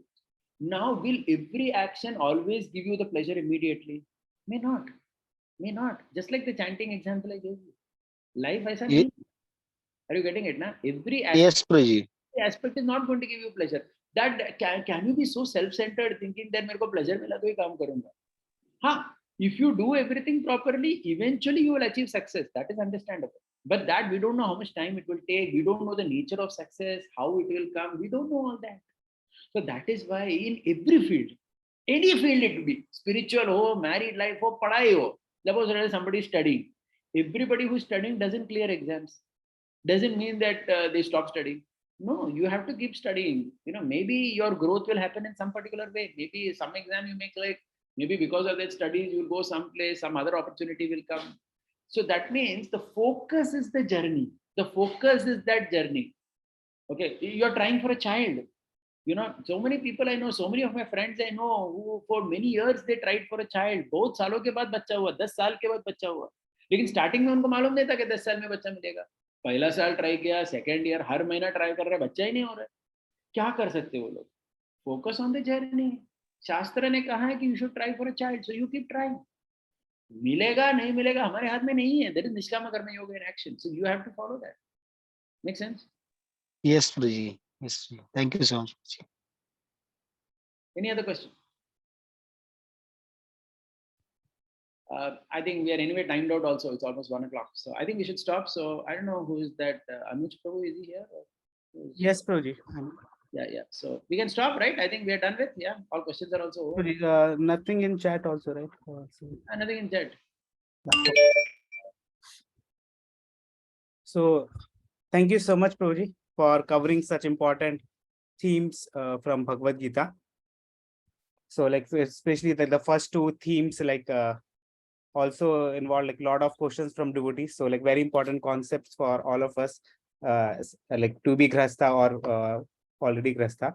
Like to thank Prabhuji by 3 times loudly chanting Hari Bol, Hari Bol, Hari Bol, Hari Bol, Hari Bol, Hari Bol. Hari Bol.